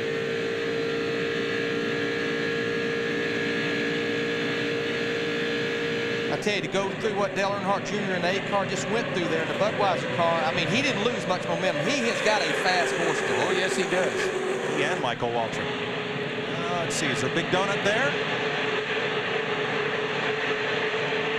I believe there was a little donut, a little tire rubbing there. Yeah, right there behind the left front tire. Gets down under him here, and the car just shoves up. That's a product of that dreaded what, Larry? The dreaded what? Arrow push. Oh, thank you for saying it. But when he dragged his car, maybe he didn't necessarily get into Dale Earnhardt Jr., but as he dragged across the back, it pulls Dale Earnhardt Jr.'s car around, makes it loose. Great save, I got to say. That's 2 good saves. 2 good saves. You know, the third one, I hope we don't have any strikes there, any more strikes. Aerodynamic push. When the car doesn't get enough air going over the hood, loses it front downforce, and it doesn't want to turn. Well, it's a product of being in traffic as well. Your car loses the front downforce when you're behind another car. Well, Newman, I think that really upset his composure some, because he's getting pushed around now. His spotter, Hall of Famer Buddy Baker. Well, I know what Baker would be doing right now. He'd be shaking his fist at somebody. 85 caution-free laps at the fastest speedway on earth. Michael Waltrip leads at Talladega.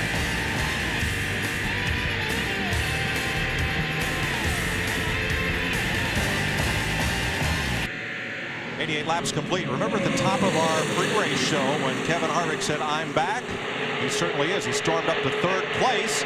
And then he got freight trained on both sides. He's stuck in the middle. Getting a little tight right through here, guys. Getting a little tight. Getting 4 wide as they come through the tri-oval. That's not a good thing.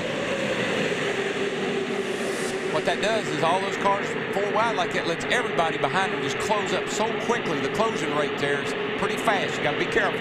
I mean, Darrell, I don't think we can stress enough why 4 wide. I mean, the racetrack is plenty wide enough, but it's just you talked about it earlier. These cars buffeting and bouncing around. One little move the wrong way, you take 3/4 the field out. Well, when you're 4 wide, when you're 3 wide, there's very little margin for error. When you're 4 wide, there is no margin for error, and that's what you got to be careful of. You know, guys, we got to talk strategy again. I want to know what that car's doing. About 10 laps away from pit stops. Jeff Hammond, we know we're going to have to be there like Dick Bergman talked a while ago for 2 cans. So what I'm going to do, I'm going to give you 4 tires this time, but since we're going to be near the end, I'm probably just going to do a little gas and go. And that, you was talking about it when we were at break, that's probably what Matt Kenseth and that group's thinking, running those extra laps. Yeah, Larry, I really believe they're looking for an advantage, and the best way you're going to beat a lot of these guys, instead of staying there for a can or can and a half on that last stop, is planning on getting just 1 can, get on and off pit road, and try to get away and get it down to where it's a small pack of cars to race with instead of this big gaggle we see behind them. So these next 2 pit stops, especially this one, is going to kind of like set the stage on how everything is going to evolve toward the end of this race, especially the stage green. Remember when Jeff Gordon fell back to 27th after that pit stop? No big deal. He is right there fighting for the lead. Like I said, it's a chess game. Backwards and forward, backwards and forward. The only 2 cars that have consistently been up front is the 8 and the 15. Everybody else has kind of rotated around behind them. But look at those 2 Roush cars right there. Matt Kenseth in the 17, Mark Martin in the 6. Kenseth fell back to about 15th after falling in line a while ago. Now he's done worked his way along with Jeff Gordon up to 3rd. And Earnhardt Jr. has to work with Ryan Newman and Sterling Marlin on the outside to try to get back to the front. But he can do it. Now, there's that car, he went around the 6 car on the outside and is pulling himself right on back up by Kenseth. That car gets a whale of a run, guys. 10 laps ago, he was shaking his fist at Ryan Newman. Now he's waving, stay behind. Yeah. Come on, buddy, let's go. Let's listen in on Dale Earnhardt Jr. On the line, it's hot cars here the last couple races. I think I need to drink better, more water. But yeah, it has a lot to do with the uniforms. They're a little bit hotter. It is close St. Helma. It is a little bit warmer too. But it ain't so bad. I can't stand it. I don't know what y'all think about falling out to sea. One thing he needs to realize is the last 2 races, Martinsville and today, it's been about 90 degrees, right? So if it's hot now, bud, it's really going to get hot here come July. Yeah, I mean, we're definitely into the first hot races that they've had all year long. And the other thing is these cars are so slick nowadays, and the crew chiefs don't want any air, any nacoducts in the side to slow you down. So there's not a lot of air inside the car other than your helmet cooler that you run to keep your head cool. And Darrell, he talked about his fire suit. They make different layer fire suits. The more layers, yeah, the more protection you have, but the hotter it's going to be. Well, these suckers, they make a lot of heat, and all that comes out right up under your feet and up under your seat. Robbie Gordon working the low groove. Outside. Steve Grissom alongside, Ricky Rudd in tow. Check, that's Bobby Hamilton, who's a lap down. And Steve Grissom in the 44, he's 2 laps down. He actually missed pit road on his green flag stop a while ago, but he's here with the lead pack. You theorized that might have been the start of his problem. I think what happened was he was trying to get on pit road, and he blew out the left front tire. He locked it up. I saw smoke fly, and then he had to go around an extra lap. Tire blew out on the way around. It's Grissom's first race of the 2002 season. And that could be the difference of missing pit road. I mean, you had been used to doing this for a year and a half or 2 years. Michael Waltrip, who led 53 laps here last October, fell out of that race after overheating at 167 of 188 laps. And looked like he could have won that race very easily. He was sitting there leading the race. All of a sudden, the thing got hot on him. And Larry picked him, by the way. Blew up. Halfway. Well, I couldn't. I just want Michael to know he's my brother. Michael, I was going to pick you, but I have to pick after Larry, and he took you first. But we can't both pick. This is the car that Michael had at Daytona, and I don't think it was ever talked about what a good car he had there, but he ran over something that came off of his teammate's car, Dale Earnhardt Jr., and put a hole in the nose, and even though he still ran up front, it pretty much kept him, I think, from getting up there to win the race. He's going to tick off Dale Jr., though, I can tell you that right now, if he drives down there and lets Ryan Newman go by him. Clear all clear. He should have stayed out there and let the 8 car draft off of him. Hard to get to the high side when Ryan Newman is right there. Now, will Newman with the Ford get any help from those Chevys? Jeff Gordon just jumped up behind him in the 24 car, jumped out from behind Michael and got behind Ryan Newman in the 12 car. I wouldn't be a bit surprised if Dale Jr. was very unhappy with that move. Here he comes on the outside. Junior, that is. Junior's got, I mean, he can go around that outside. We saw in practice yesterday, Darrell, that car can go anywhere he wants. He's faster than Newman, but he got to be careful right there, bud. Don't touch him. He got a run in the middle of turn 1 and 2 right there with the help of Kurt Busch from the 97. That 8 car really picks up a lot of steam through the middle of the corner up high.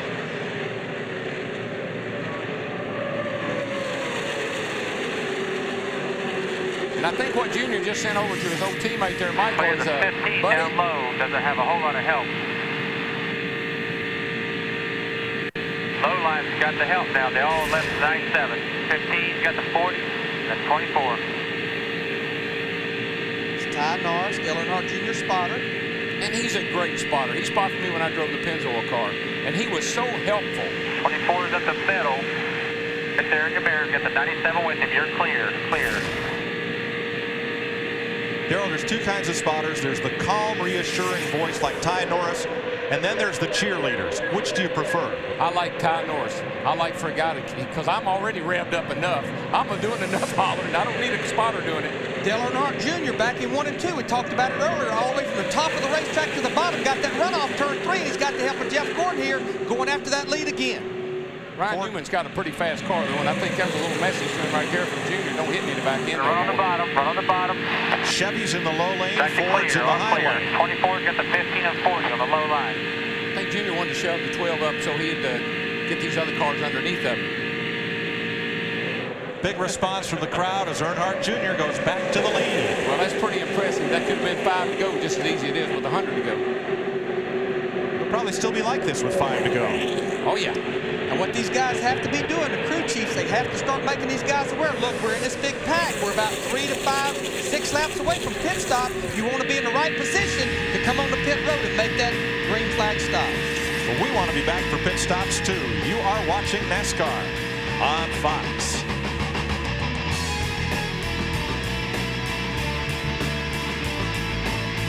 .100 caution-free laps at Talladega. We're opening the second pit window under the green flag. Jeffrey Bodine has stopped. He is the first to stop, as he was on the prior pit stop sequence. Dale Earnhardt Jr. continues to lead his teammate Michael Waltrip, Jeff Gordon, Ryan Newman, Sterling Marlin, Matt Kenseth, Kurt Busch, Mark Martin, Dale Jarrett, and pole sitter Jimmy Johnson.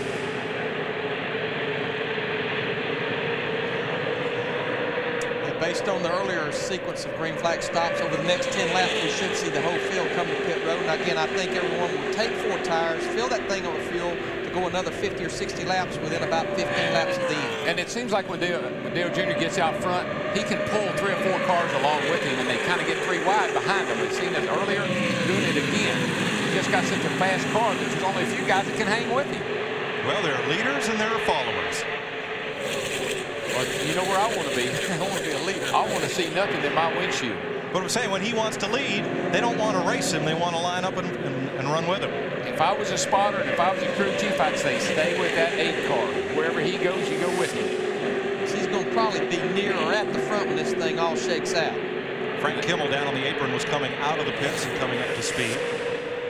Not a problem there. It can be. That's you know, if you're coming in there 3 wide, there's a car coming out of the pits coming up on the racetrack. Man, that can create a real havoc. Give a call to Hut Strickland. You saw there from Calera, Alabama. He's been driving Bill Davis's Dodge in and around the top 10 all day. Michael Waltrip, he tried to jump up in front of Matt Kenseth, but Dale Earnhardt Jr. saw what was going on. He jumped up in front of those guys. And Dale Jarrett, both of the Yates cars. He and Ricky Rudd qualified very poorly, but DJ has raced himself up into 7th place. Had a big near miss earlier. And here's another one. Jeff Gordon, Matt Kenseth, almost touched. See, that's a product of not being able to see out that right side. He didn't really know he was there, but he never saw him. He felt it. That car went over there. He felt that buffer of air, and he whooped back. You feel it a lot of times before you see it. Yes, sir. Folks, the best way I can describe that is you're going down the highway, you've got the driver's window open, and you crack the passenger's window, the air pressure inside the car changes. You feel that. It's similar to what these drivers feel when a car gets alongside. Yeah, you can hear and you can feel. You can't always see.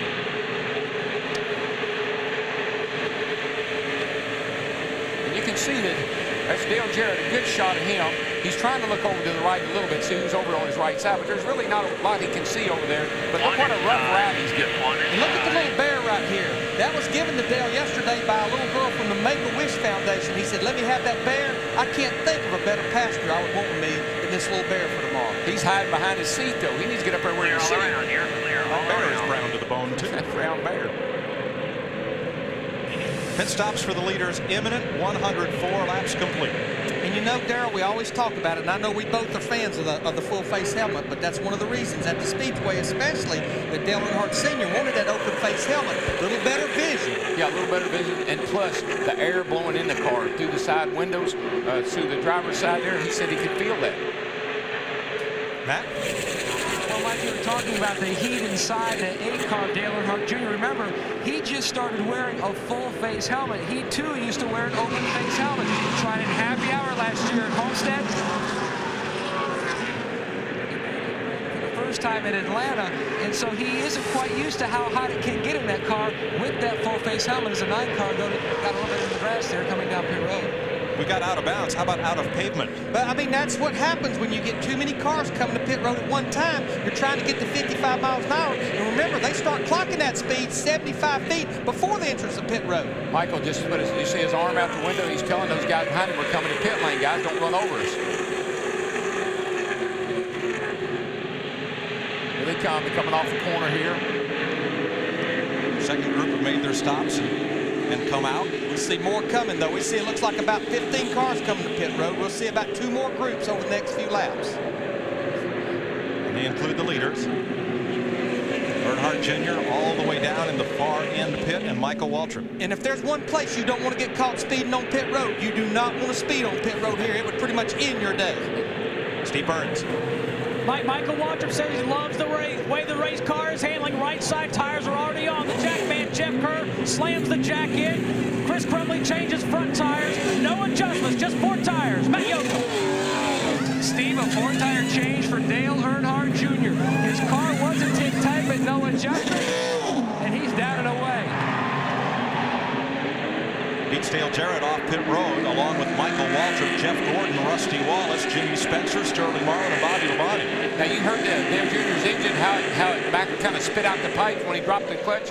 That's the rev limiter. They don't want to turn this motor over about 7,200, I would suspect. Here comes a lot of the Roush cars right there, 97 and Mark Martin. That group, they're getting a little better fuel mileage than most of the other cars. Dick Berggren.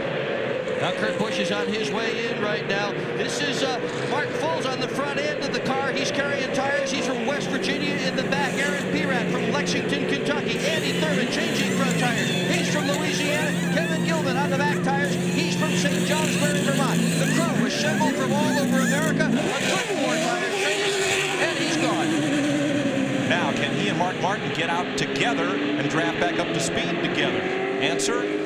Yeah, they're going to be close. It's going to be close. The lead pack, they're coming off turn 4, entering down through the travel right now. Ricky Craven, Mike Skinner, Brett Bodine, and Dave Blaney all pitted on that lap as well. So Jeff Burton has become the leader with Matt Kenseth behind. Here's Dick. Jeff Burton's on his way in, and Frank Schneider, the crew chief, has just told him nice and smooth, guys. 4 tires. Mark Armstrong, just before this race began, assembled this entire pit crew behind the War Wagon, and he told them all, he said there are a lot of races to win, but this one is special. We have the car. Let's all pull together and do it. These guys working hard, trying to win a race for their fallen crew, fallen team owner, Jack Roush. Good pit stop to Matty. Ryan lost a lot of track position, and it was very simple. On his entry into his pit stall, he had too much brake. He slid almost through his pit. His crew had to back up the car, so it wasn't a slow stop. It's just his entry made his total time on pit road very slow, and it was costly on the racetrack. And I was looking down at pit road when they backed him up. It also hurt Jeff Gordon trying to get out of his pit box, lost him a lot of ground as well. You heard Frankie Stoddard, Jeff Burton's crew chief, screaming 39, 39. What he's telling him, 3,900 leaving. That's 55 miles an hour on his tag. One of the things that it's kind of a technical thing. I'm just going to say this one time. Some of these cars have what we call an open gear in them. It only pulls off the right rear tire. So it's difficult to make a pit stop and get out of the pits because that right rear tire wants to spin. Most of the guys have gone to the same gear we run everywhere else. It's got a ratchet in it where both rear tires will pull as it leaves the pits. Now, we said Matt Kenseth's the 17 car. He's our leader, almost identical to the situation 50-something laps ago. He's right there kind of at the front of that second pack. Going to be very critical once again for him to get to pit road, get those 4 tires, and get back with that group again. We often see this with the Jack Roush team. There are the 4 Roush cars, and usually one of them is picked to be the fuel mileage, I won't say rabbit, how about tortoise? The car that's going to stay out the longest. Today, that setup's under Matt Kenseth. He has stretched the fuel mileage on both of the first 2 green flag runs. Watch Steve Hart and Tony Stewart. The yellow car is parked. Hold the back, Charlie. Hold there now. That wasn't close. That was touching. Yeah. I just got to say that that's just, you can't see out that right side of the car. The spotter didn't do a real good job for him of telling him somebody was there. The spotters are high on the press box roof, or near the press box roof, in the tri-oval, in the center of the tri-oval racetrack. There they are. So sometimes the cars are a mile away from the spotters. A lot of them use binoculars. I mean, I've been on that spotter stand, and where it gets real critical is down that backstretch. You can't take your eyes off that car at all. Matt Yoder. Larry, when you talk about the spotters, the 24 car has Pepsi colors today. The blue is very close, the same blue used on Jimmy Johnson's Lowe Chevrolet. So spotter Ron Thiel had Robbie Loomis add some neon green tape all over that 24 car because the numbers on the roof are very close, the same color as Johnson's. They added neon tape on the spoiler, the front valence, also on even the pull tabs on the tearaways on the windshield, just so Ron can see that car a little easier as it's on the backstretch. Now, the perspective of these cars coming toward you or going away from you is very difficult to tell when somebody's moving around. Guys, let's talk about the 17 Matt Kenseth. He's leading the race. We just completed 112. That's the same distance he traveled earlier. It was on 56. But what I don't like, Daryl, he's in the middle of that pack. It's going to be hard to get to pit road. There you see him hunt the bottom of the racetrack. I'd say he'll be on pit road this time. He will, and he told the 99 team to let him out, let him down on the inside. He's going in. Big hand wave to alert the drivers behind him. And he knew he had to lose as little time as possible getting to the bottom because every little bit of time he loses would be critical right there. But, Larry, by the same token, he's got to slow down earlier to get to the bottom. And look at all these cars that are going by him, where if he had been up there with everybody else, he could have drove 170 mile an hour at the end of pit road. Right there. That's where pit road starts. Pit road speed limit starts right there. And again, you mentioned it earlier, he's the only one on pit road. All eyes are watching. That's right. Tear off on the windshield. Long time there on the right front, it appeared. Kenseth gave up the lead to his teammate, Mark Martin, who is now leading. The field's halfway down the backstretch right now. They're completing the left side tires. He's gone now. You're going to be real critical. You get up to speed, got to maintain 55 miles an hour. You don't want to get caught speeding and be back with that pack. They're in the middle of 3 and 4 right now. Yeah, that speed limit's what kills him. It just takes so long to come from the far end of the pit road all the way down through there. And that pit stop was about 3 seconds too long. You were about to see the effect of that. Well, he's got to top it. I mean, he's got to take 2 full cans of fuel. So, I mean, he can't just get a half a can of the second, half of the second one and go. They had a little trouble on the right front, and here comes the 4 o'clock express. He's in turn 2. This pack's coming, and I mean, they are coming in a hurry. They're coming into turn 2 right now. But there's enough of them, he'll be able to blend in somewhere. The last time he did this, 6 cars went by, and he was able to get into line in 7th. See what happens here. I don't believe there's a hole in 7th right now. Well, but there's no room for him. He's going to get cars to help him because there's not enough room for all of them to go by at once. All right, there's his teammate, Mark Martin, right there, the 6th car. If he can get down there, but I believe Mark's just got too much momentum. He's going to have to go by on the high side right there.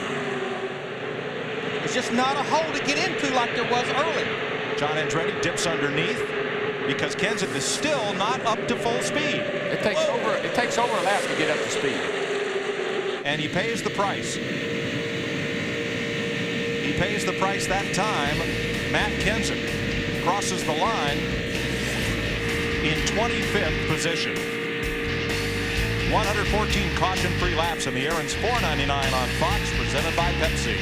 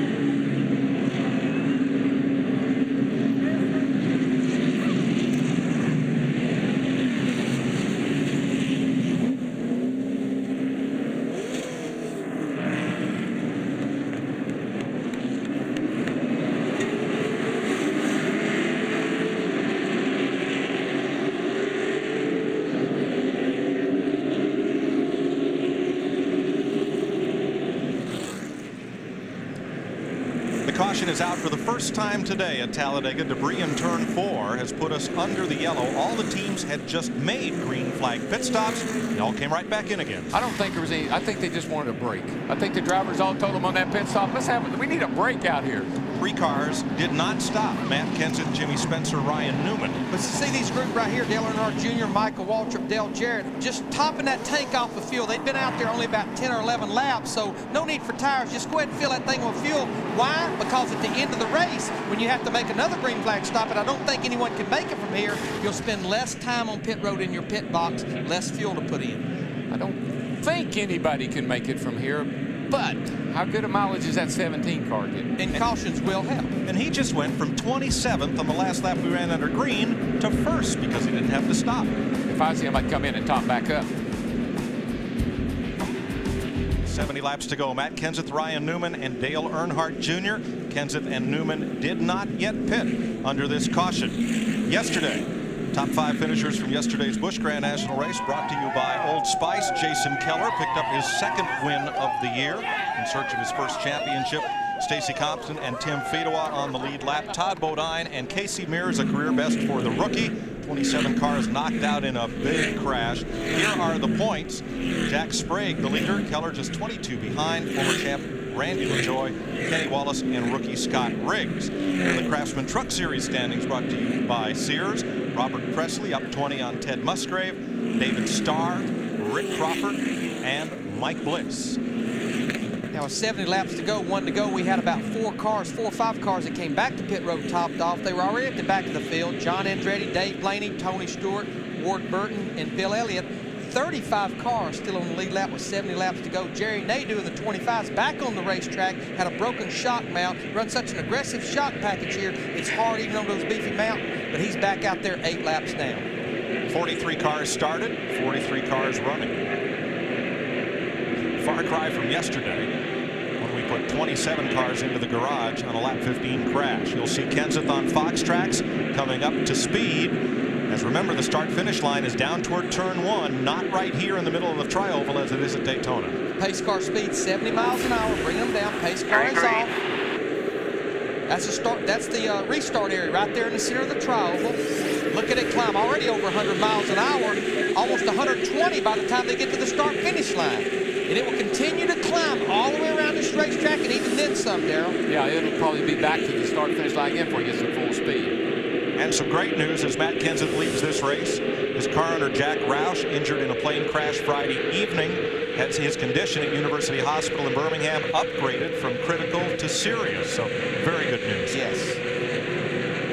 Very much so. Our prayers are certainly with Jack and his entire family and organization. Here they end the backstretch, 185 miles an hour over in turn 3. Falls down a little bit right there, only a couple of miles an hour in the middle of 3 and 4. Dale Earnhardt Jr. to second and looking for the lead. Kenseth to block, as they say on the squares. Close the door. Just kind of close the door on it. Ryan Newman's go from second to about 6th by the time they get to the start-finish line. Steve Burns. Mike, with Robbie Reiser. Robbie, you guys seem to be getting great gas mileage. Tell us about your strategy.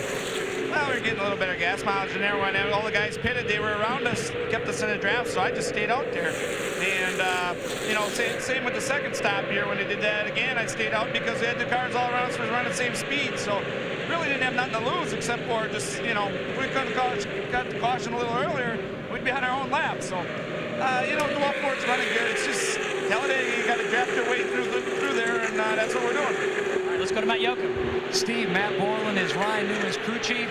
Matt, why did you stay out and not come in and at least top off? Well, we only had about 9 laps worth of fuel burned off, and we were in the back because of that bad pit stop, so we figured it'd be a lot safer to be up front. We might hurt a couple positions at the end of the race, but no one else can make it to the end anyway, and we figured it'd be safer if a big wreck does happen. Trying to pull off their first-time win and join 8 other drivers who pulled off that feat. You can hear by the crowd, someone has retaken the lead.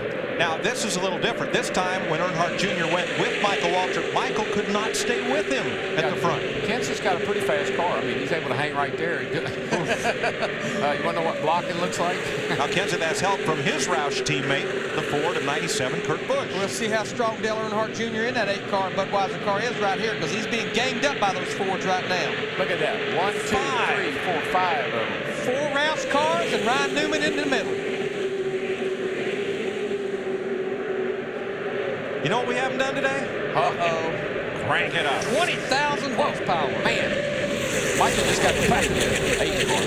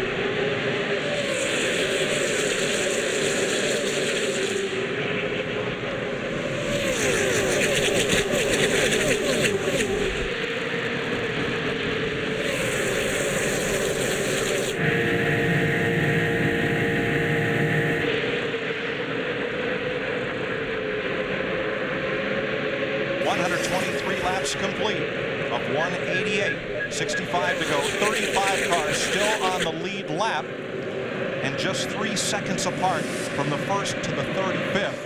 You thought I was going to pull that trivia question on you, didn't you? Yeah, sure. Well, as all the spotters are telling their drivers, be patient. It will be coming. But I've been holding my breath all day, but it's after these restarts, they're bunched back up, fresh tires, adjustments. That's when you really hold your breath for a few laps. And you just heard the crew chief on the 12 say, even this far into the race, they're still anticipating the big one. 4 wide. And it won't be too long now, Larry, until some of these guys have been kind of cooling it at the back, like Tony Stewart and a few of them. They're going to start trying to get up near the front. As you can see, things are picked up near the front. Mikey, he's flirting with that out-of-bounds line down there, down the backstretch.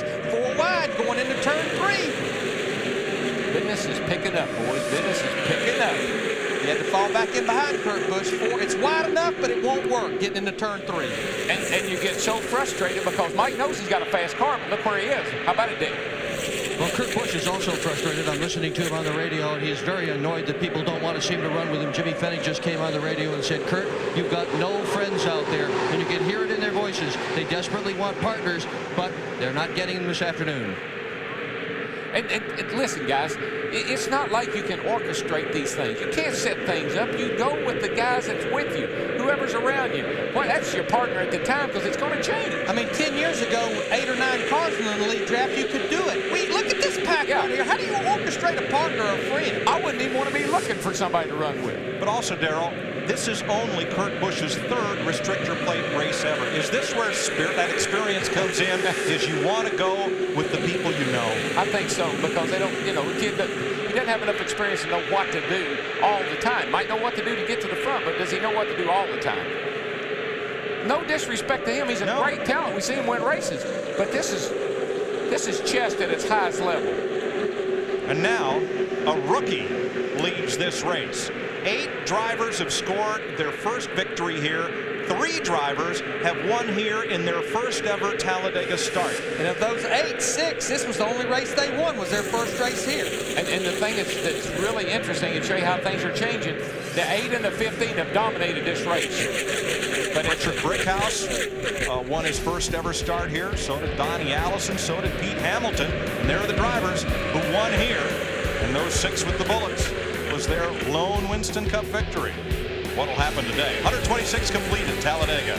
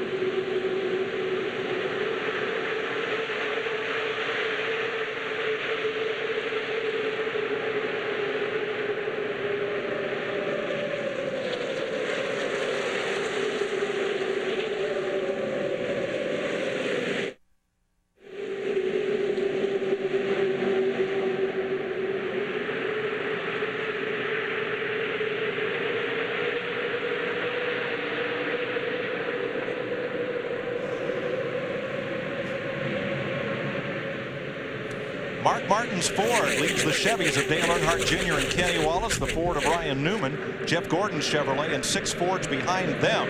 But further back, Michael Waltrip, along with Kurt Busch and Robbie Gordon, have been playing 190-mile-an-hour croquet as Earnhardt Jr. takes the lead. Can you spell composure? Because the guy in that blue car right there is just about to lose his. That would be the blue 15. I was going to say which one. I can, you can. I mean, he's not doing his car any favor either. He's beating up the sides. He's beating his car all up, and he's just falling back, and I think the frustration is setting in. Wide.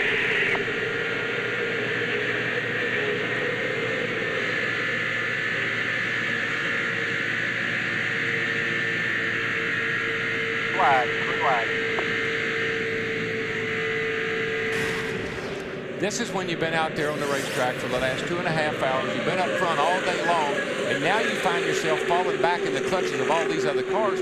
Now's when you got to think. Now's when you got to figure out how am I going to get back to the front, because you know he's got a fast enough car to do it. Darryl, have you ever seen where maybe after a caution, sometimes a driver will somewhat lose his focus a little bit after running 100-something laps without a caution, and you have a caution, things change? I have, Larry. It's happened to me. I've always, thought, well, gosh, we've done so well, I think I'll take a little breather here, and you see what happens. Michael Waltrip has fallen back to 26th. And he and Dale Jr. have led this race from the get-go up until this caution flag came out. Now it's Jr. and Michael Waltrip's other car, the one driven by Kenny Wallace, on a one-race wonder kind of ride. Now, if Michael was talking right now, he'd tell you that's a dream right there.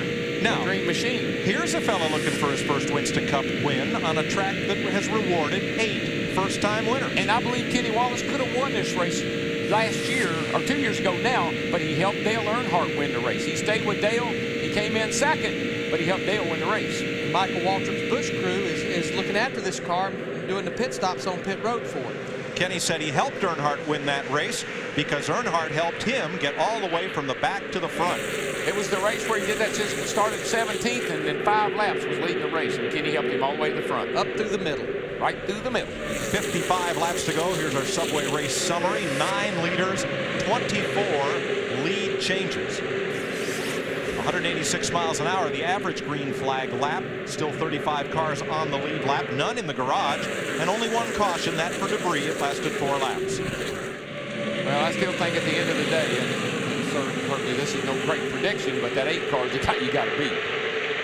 I mean, he's gotten out, he's fallen back a couple of times, but he can get back up. He takes that high line, goes around him on the outside. His car is so fast through the middle of the corner. He's shown strength the entire day.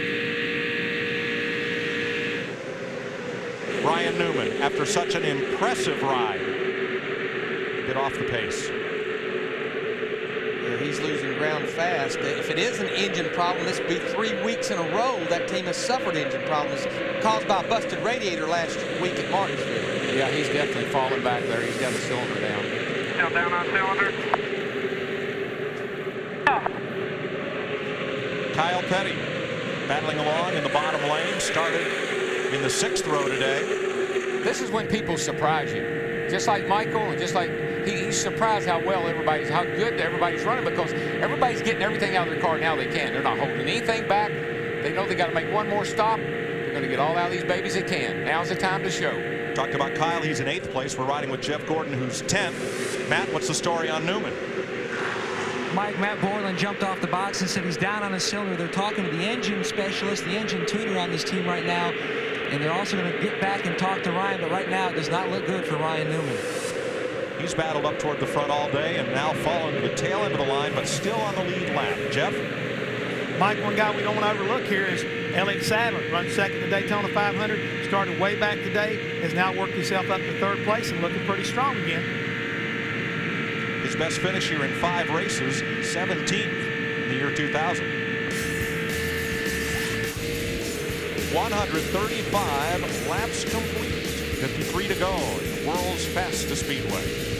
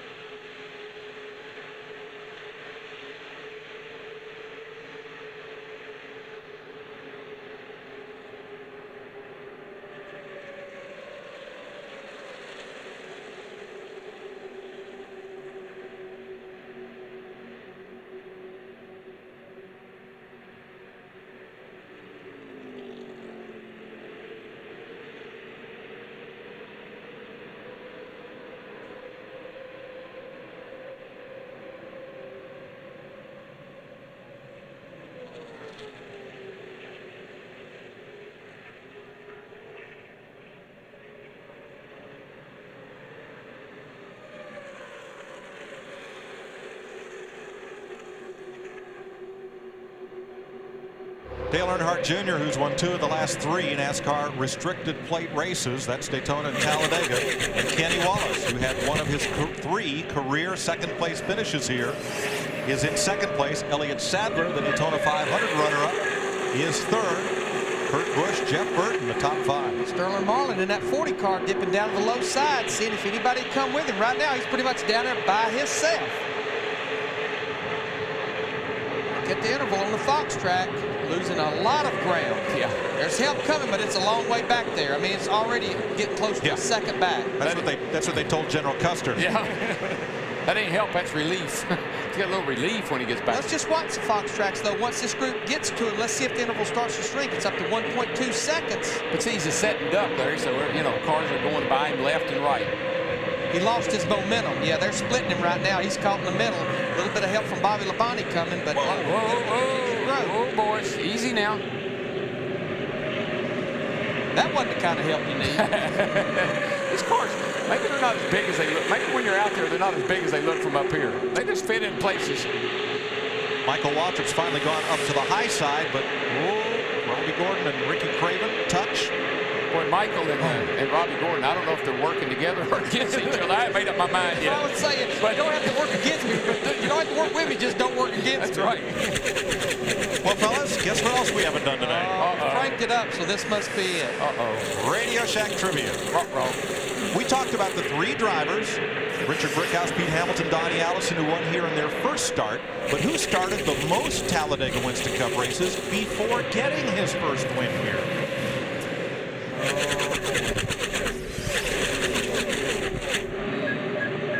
Kerry LeBon. And that's a guess. I mean, I don't know. All right, the hotel. Hollywood Hotel. They got the books. They've been looking it up. No, it's Sterling Marlin here. This is just research from the week ahead. That's all. Oh, yeah. Right. Can't believe it. How about that? Chris Myers is right on the money, guys. It's an upset. What's happening in this world? I'm impressed. How about this, guys? Look where Dale Jr.'s got this bunch running now. He just leads them wherever he wants them to go. He's got them all running right out next to the wall. He's the Pied Piper of Talladega right now. He said, let's all run up here a while. So they say, yep, Kenny Wallace is doing exactly what I'd do. I'd follow the 8 car. If he went in the garage, I'd go in the garage with him.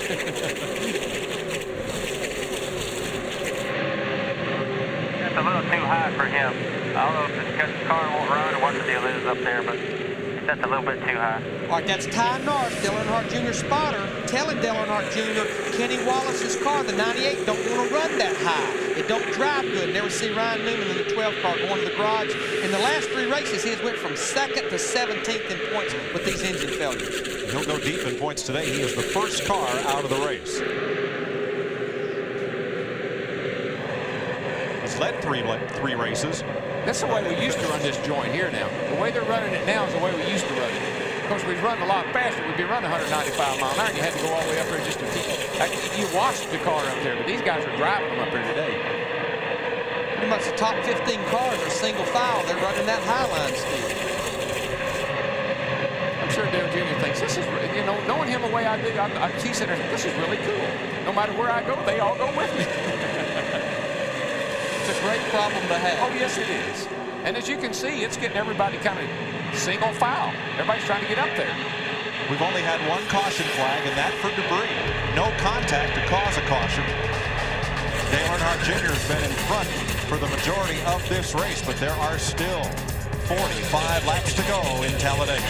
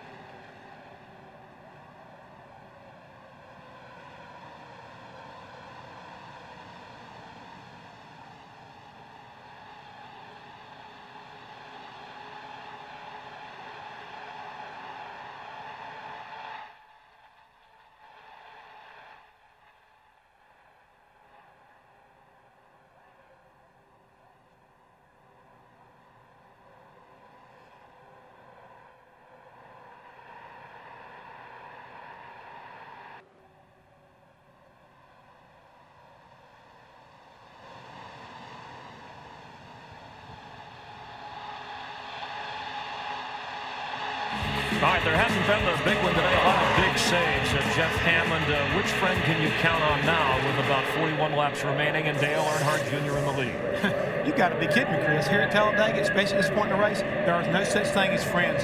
You're going to do what you have to do to stay out front and use whoever you can use. And one more pit stop involved in strategy. You're guessing, depending upon the driver, within about 18, 15 miles to go, 15 laps, we should say, in that range? I'm really looking right now for guys that start coming in between lap 170 and 175. Probably going to be one can of gas and we can get off pit road. The guys might be the ones got to watch. Kevin Harvick up to 9th, Jeff Gordon 8th, with Dale Earnhardt Jr. the leader. Let's go back upstairs to Darrell Waltrip, Larry McReynolds, and Mike Shaw. Larry, the gas mileage you're getting could be the key to victory here as to how long you're going to need to make that last stop. I mean, yeah, there's some teams going to need to be there about 7 or 8 seconds. Matt Kenseth may only need to be there about 4 or 5 seconds. Now, in 7 or 8 seconds, they can almost change 2 tires, but I don't want to do that. I don't want to take a chance of a lug nut falling off or anything. I just want you there just long enough to get enough fuel in that thing to finish. I just got to say this, guys. I can't believe what Dale Earnhardt Jr. is doing to this field. Now, we race around the bottom of this racetrack. We have forever. He decided he wanted to run up in the high, up against the wall, in the high groove. Everybody followed him up there. Matt. Well, DW, interesting enough, Kenny Wallace came on the radio and said to his team, please tell Dale Jr. my car is not as comfortable up high as it is down low. Would he mind going back down low? So Ty Norris passed it on to Dale Jr. Jr. said, well, my car feels pretty good here, and I think I'm going to run here. He can run wherever he wants to. Yeah, well, it could be any number of things. I tell you what I tell Kenny Wallace. If it was comfortable, I'd be out there driving. You know, you run where you got to run, and right now you stay with that 8 car. Running a high line is going to save his tires a little bit, but I don't really think that's the issue. He just happens to have a car that runs nice and fast up around the high side. Steve. Guys, we just heard Pat Trice and the crew chief on the 21 talking to Elliott Sadler. They pitted on lap 116 to gas only. They're going to pit in about 20 laps, and their strategy, what they're thinking about now is, again, no tires and just 1 can of gas.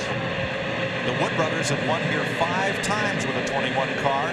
Donnie Allison, we talked about in 71, 3 times with the Silver Fox, the great David Pearson, and their last victory here in 1980 with the Alabama Gang's Neil Bonnet.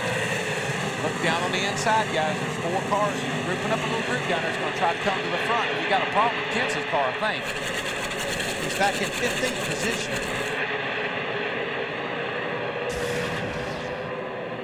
Watch the hood on this car. Oh, yeah. See, that's that turbulence and the wind buffing around on it. The boat has come out. There's a boat right there, and it's come out of the hood. Steve?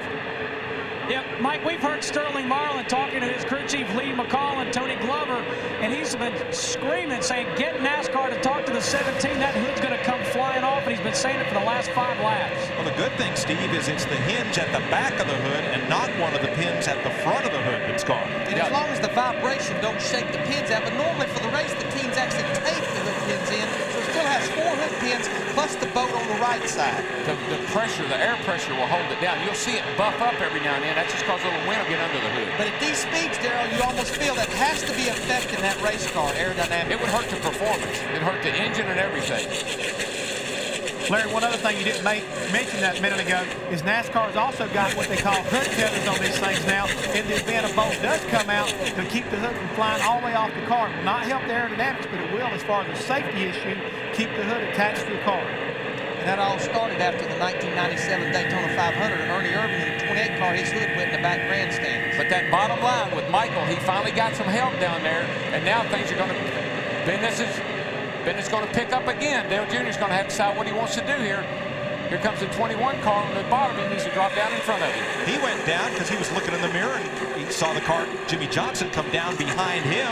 So he made the defensive move all at the same time, and he may pay the price here. Look at Michael, though. He's dropping even lower. Look at Dale. He's got Dale Jarrett. He's got Kyle Petty down there. He's got lots of help. Is he going to slide up in front of Elliott Sadler right here, though? No, he's going to tag on to Kenny Wallace. His other teammate. Now we'll say, okay, now I think I'll run the bottom a while. Yeah. But now Kenny Wallace, he didn't like being up top. Now he has a friend down at the bottom, but look who else goes to the bottom. Dale Earnhardt Jr. Nate, he's back to the bottom. Okay. Now the leader's family owns the 3rd place car. The guy driving the 2nd place car owns the 2nd place car. The guy driving the 2nd place car owns the 3rd place car. It's pretty incestuous out there, Darrell. I don't like this. This is getting ugly back in here, guys. Pull them all back up here. We get 3 wide. And as far as the cars go, Mike, and who owns what, I don't think anybody remembers until the thing's over with. Not this late in the race. They count the change when it's all over with. That's how they know. They're still 3 and 4 wide back here. Well, every time I've seen Hunt Strickland in that 23, he's right in the middle of something. And he's made it work pretty well today. Well, you got to give Kenny Wallace. You got to pat that boy on the back. Now, he's followed that 8 car high, low, and he stayed with him. And you got to give Michael a pretty good pat on the back as well. He fell all the way back to 21st position and was beating and banging back in there 3 wide, and here he is right back in 3rd place. You can pass here. Let's go down to our Ford cutaway car and Jeff Hammond to talk about Matt Kenseth's problem. That's right, Mike. Just want to let you know right quick, this right here is a hood pin that holds the front of the hood down. Goes right here. This is what holds the front part down. This is where Matt's got his problem. This bolt has come out of this back hinge, and the hood is bouncing up and down. But as I said a minute ago, here is the hood tether. It's attached to the roll bar and then bolted up here to the hood through a metal plate to keep it attached just in case a bolt does come out. It helps keep the hood attached to the race car, not allowing to get it on the racetrack. It would also be a problem for the competitors, but to get up in the grandstands, which is a no-no, this right here will help prevent that from happening. Mike? So Kenseth staying on the racetrack should not present a safety problem at this stage. Tony Stewart coming up behind Kenseth. Jimmy Johnson right behind Stewart. We've had a lot of unfamiliar names at the front today, but as this race unwinds here, you're going to start hearing names like Jarrett. Where'd he come from? 4th. Sterling Marlin, 7th. Jeff Gordon, 8th.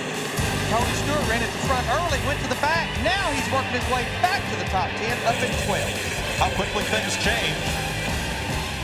At Talladega, Dale Earnhardt Jr., the leader, 33 to go.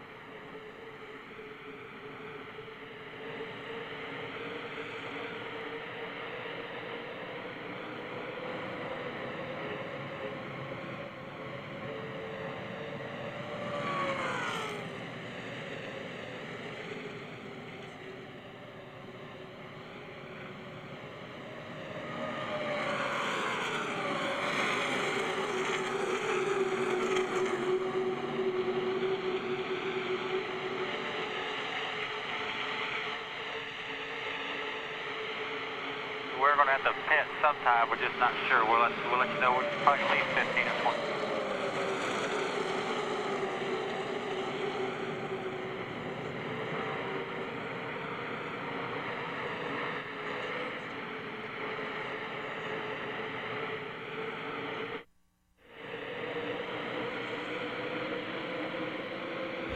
Laps to go at Talladega. 3 Chevys, a Ford, and 2 Dodges. The first of those, 5th place Kyle Petty. Kyle finished 2nd here in 1985. He has 18 top 10s here and 41 starts. The most recent of those right here in the spring of 2000. One thing you need to be looking at, we keep talking about this last pit stop. If I'm the pit crew chief, and I'm trying to tell my gas guy, I said, look, man, this is all coming down on your shoulders. You've got to hit that gas filler as quick as you can and listen to my call. You start telling the driver, you go on my command. Also, you'll be telling them to hustle in and hustle out. The guy who's going to be the most crucial part of this whole equation is the gas man. If he can hit that filler neck, without any problem and run with that car, they can pick up some valuable time in the pits right now.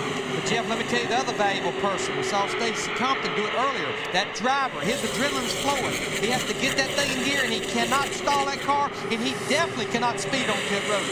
Critical stop. One other thing, Larry, when he comes off the pit road, don't flat spot it, don't spin it out. Well, that's the thing you got to worry about. If you're not going to change tires, it's so easy to lock the right front up here and flat spot it. So the driver's got to he's got to do everything right. One caution all day, that merely for debris. Lasted 4 laps, 161 complete. Wow, 27 to go. Kevin Harvick and Robbie Gordon are starting to make their presence known in the top 10, and you see a lot of movement. And the movement will grow as these laps wind down, trust me. Now's when you take off the gloves, boys. Now's when you go for it. Dale Jarrett, that UPS car, got Kyle Petty in the sprint car behind him, starting to work that high side. This is a battle for third right here beside Michael Waltrip in the 15 car. I take that back. Now's when you pull those gloves up over your elbows. Kenny Wallace has not left the rear bumper of Dale Earnhardt Jr. Do you blame him? Well, no. But who is that lurking on the outside there? That outside line we saw Dale Earnhardt Jr. making it work. And here's a battle for the lead down the backstretch. If I was Dale Jr., I wouldn't want that to happen to me. And look at the swarm behind him. This is the first serious challenge Earnhardt Jr.'s had in quite a while.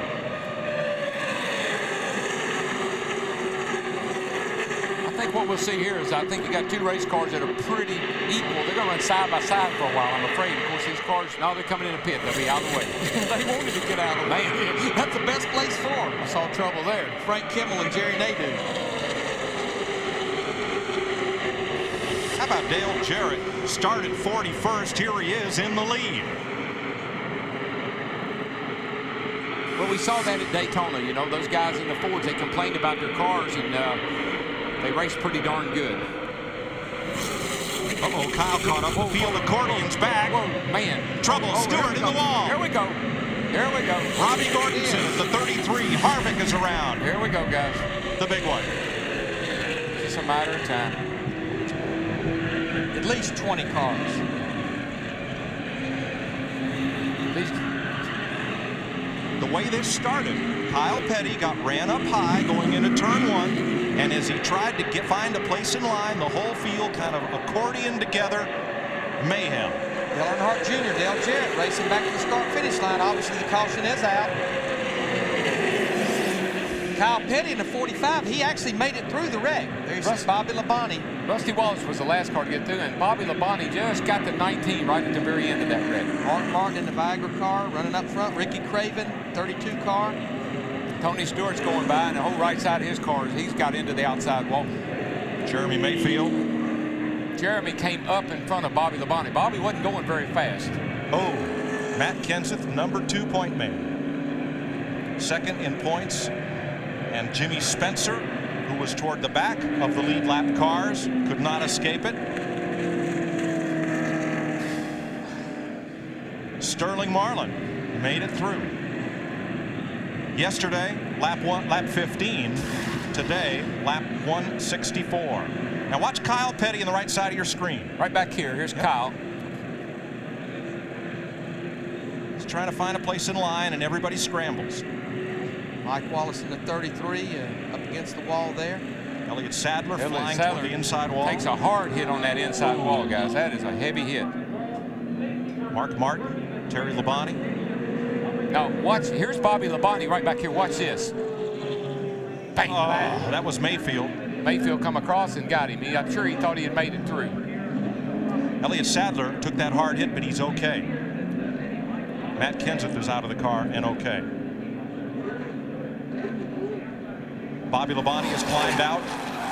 29 and the 31, both the Childress's cars. Steve Park has climbed from his car, and so has Dave Blaney. 10 car on pit road with damage. From Tony Stewart. Nudge, wall, mayhem. There's nowhere to go.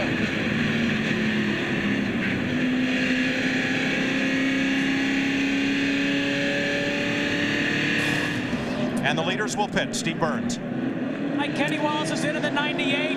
If this race had stayed green, they would have gone gas only, but they're afraid. Crew Chief Bobby Kennedy. Dale Jarrett's out of the pits. Crew Chief afraid they're going to run over something. 4 tires for him. Let's go to Matt. Steve, a 2-tire change for Dale Earnhardt Jr., and he will be the 88 off the road. They were also debating about going no tires on their last stop around lap 172 or so to Dick. Kurt Busch came in, he took outside tires. Meanwhile, up and down pit road, this place is just full of race cars that are all bent up. Steve Parker, the #1, is getting service. Tony Stewart's car is bent up. His crew is working on it. Stewart, a lot of damage in the left front corner of the car. Several cars damaged beyond repair, but they're going to try to get as many of them back out as they possibly can. For the most part, the leaders, they took 2 tires and full of fuel, so they're good to go from here. You know, the only thing you worry about, did they run over debris with those left side tires? A few of the leaders took 4, but for the most part, most of them just took 2 tires. And just like yesterday, Rusty Wallace got a little damage where he got in the back of somebody, obviously. But just like yesterday, if you were in the front, it was safe. But anywhere else, and you were in big trouble. Darrell, let's have another look. Yeah, you see right here as they come off the corner, of course, this is the lead up here, the guys out front. Boy, watch that 21 car go out across there. And I mean, that thing is picking up speed. Bam! Right into the end of that wall. It's a good thing that was on the right side. He climbed out and walked to the ambulance. Elliott Sadler was okay. Robbie Gordon right in the midst of this. Man, look how quickly. You see how quickly that car turned? It just makes you dizzy watching it. Happens in a hurry. Someone caught him in the right rear, Darrell. I'm not sure who. Mayfield.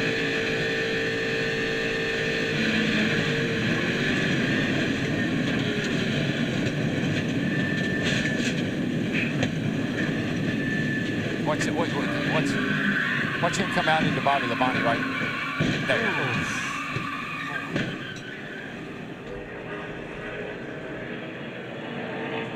It was Kevin Harvick tipped Robbie Gordon there in the middle of it. And look, that's Bobby Labonte spinning around there by Kyle. I can't tell if he had hit anything. He gets it straightened up, and I'm sure he's thinking, man, I may have made a great save. Until then. Dick Burton. Robbie Gordon started on the outside of the front row, ran well all day, and looked like he was headed for at least a top 5 finish, maybe even a win. He's now behind the wall, car jacked up. What happened out there? I don't know what happened. Total disappointment for the singular team. You know, we had a really good car, just riding along.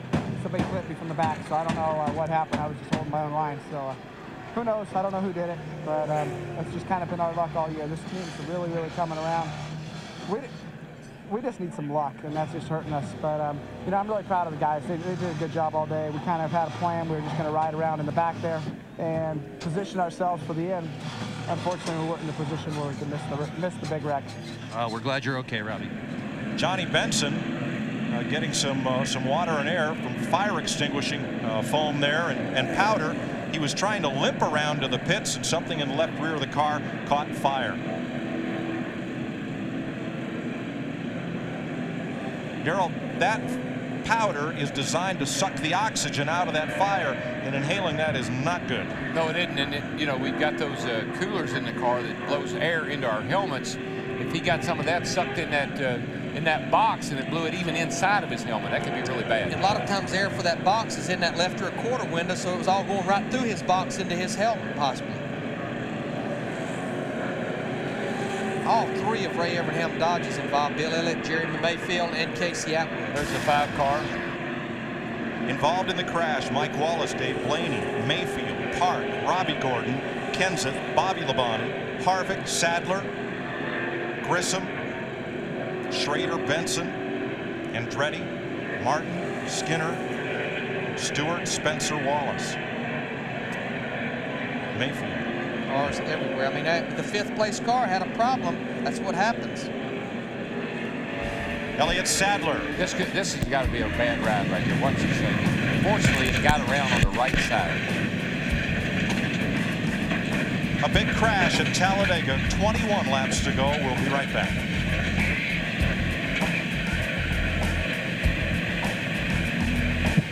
At Talladega, we're under the 2nd caution of the day. The first one merely for debris, and this was the big one. Johnny Benson is being treated by the emergency workers here. You can see Johnny, he's sitting up and he's okay, but he got some of that fire extinguisher powder apparently when that car caught fire at the left rear. And that's nasty stuff. You don't want to be inhaling that. Yeah, it was, I mean, it was a bad thing. They had to put the fire out, and he's still in the car. Steve Burns. Mike, Dave Blaney just come from the infield care center. Dave, first of all, you okay? Yeah, I'm fine. Everybody I saw was. Man, I was too far back from it to even see how it started. I just, Benson's rear end went up in the air, and I hit it and just hung on. Thanks, Dave. Let's go to Dick Berggren. Steve Park's crew is working on the nose of this car, and they have a great deal of work to do. They're trying to fabricate new fenders for the thing. They're going to have to change the radiator, an awful lot of work. This is the second wreck of the weekend for Park. He was not the villain in either of those. The first one, it was a cut tire in practice. This one, an innocent victim. Steve, what happened out there? It just looked like the 33 got into the 20, and you know, you get so late in the race, it's uncalled for. I mean, the 20 wasn't doing nothing wrong, and it just, you know, all the fans saw the big wreck yesterday and didn't want to see it today, and none of us wanted to see it and it happened. So unfortunately the Pennzoil car got caught up in it, but these guys are working hard to get us back out and get as many laps as we can. Okay, thanks. To Steve Burns. Bobby, tell us what happened. Yeah, I looked up. I didn't look up. I was looking, and the 29 car got sideways. I don't know what made him go sideways at first, but he was sideways. I think I clipped him in the right rear just a little bit, which turned my car to the right, slid sideways, and it went back to the left. I got going straight, and guys were still wrecked on the inside. The 19 car just was sliding, and I ended up hitting him after I kind of got straightened out. I believe it would have been all right if that hadn't happened. It's all right. Yep.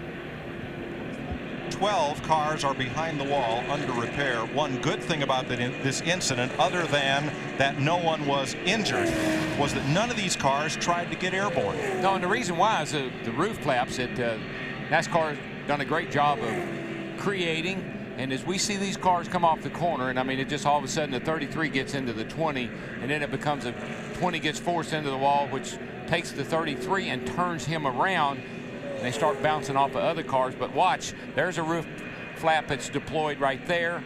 And if we roll a little bit further, you'll see the 29, I think here, his deploy right there. And Jeff, maybe you can explain to the folks at home what that's all about. I hope I can, Darrell, but let's talk about the total package here. Starts first with a side glass, which helps send that air back over the top of the car. Then we got a little about 1-inch deflector strip. Again, it kind of breaks that airflow up.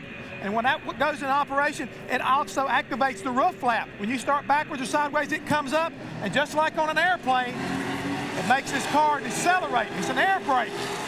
Probably one of the greatest safety factors to ever come up here in NASCAR. Has kept a lot of these race cars on the ground. Gives a driver an opportunity to keep all 4 tires and his foot on the brake and slow himself down, keep him flipping upside down the back straightaway. And one of the guys who was very instrumental in making this happen was Jack Roush and Roush Industries. And Darrell, the story of how those roof flaps were developed is really interesting. Well, it is. They took the NASCAR jet, they went down to the Darlington airport, and they tore up a lot of cars. They tied cars on the back of a flatbed, and they used the engines off the jet to make the air, to blow air 180 miles an hour. And they tried blowing the deck lids up. They tried all kinds of different devices to keep the car from getting airborne. And in the process, they came up with the roof flap based on an airplane. And I have to say, as a crew chief, when they first came out, it's like, what in the world are these things? But you look at how instrumental they are keeping these race cars from flying like airplanes and getting upside down. And the other thing is they deploy by the air blowing across them. There's no gadgets in there, no motors or anything to make them go up. The air does it. You're riding with Johnny Benson through mayhem in the Aaron's 499 on Fox, presented by Pepsi. 18 laps to go.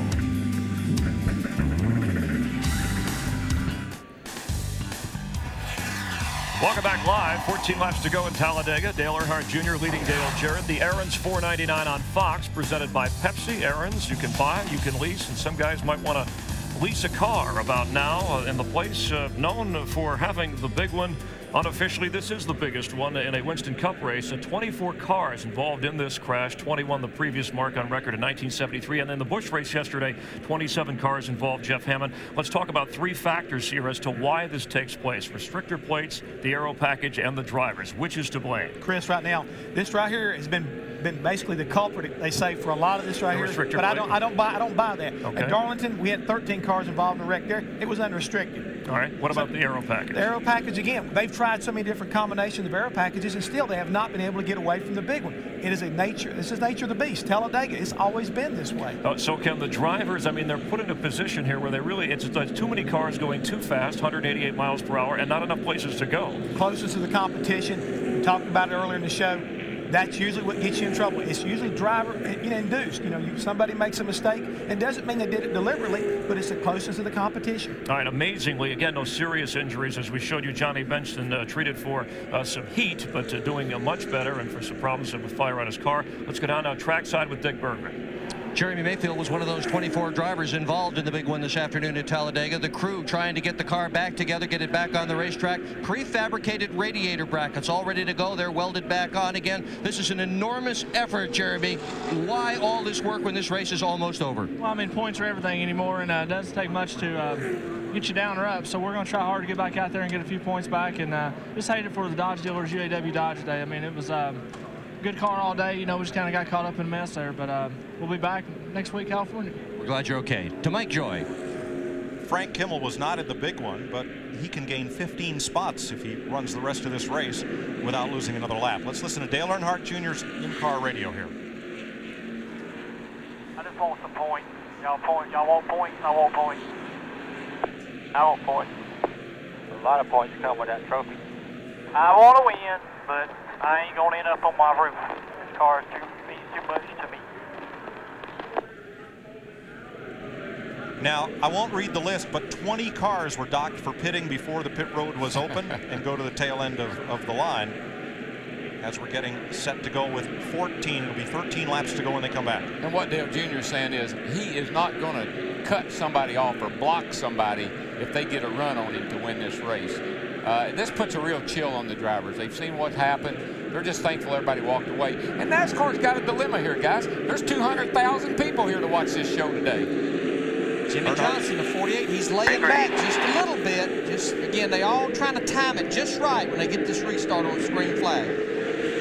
Earnhart Jr., the leader, 9th in the point standings. He has led the most laps, so that's a 10-point bonus. And listen, just because there's 20-some cars wrecked, the intensity is still going to be there. Trust me. Out of the race, John Andretti, Johnny Benson, Elliott Sadler, Bobby Labonte, and Mike Wallace from that crash. Other cars still under repair. Look how far out front Dale Jr. got. Holy smoly. But you know, those 22 cars on the lead lap, realistically, only 13 don't have damage. I think, the cars are good enough to get up there and bid for the win. Deja vu. Saturday's race all over again, but with a lot more cars in contention after the big one. Oh, I wouldn't even say that we're finished yet, because, now we're going for the win, and we've only got a few laps. 12 to go when they come back to the line. And listen, jumping out front, a big lead like that is not really a good thing, because you're a sitting duck. They've kicked our pole sitter down to the bottom right there. He's going to go from about 3rd to about 7th here before they complete this first lap after the restart. Jeff Gordon right behind his protege, Jimmy Johnson. Inside. They are 6th and 8th. Right now, Dale Jarrett wants to be right where he is, and he wants everybody to stay right where they are. If Michael would help Dale Jarrett, now that would be something.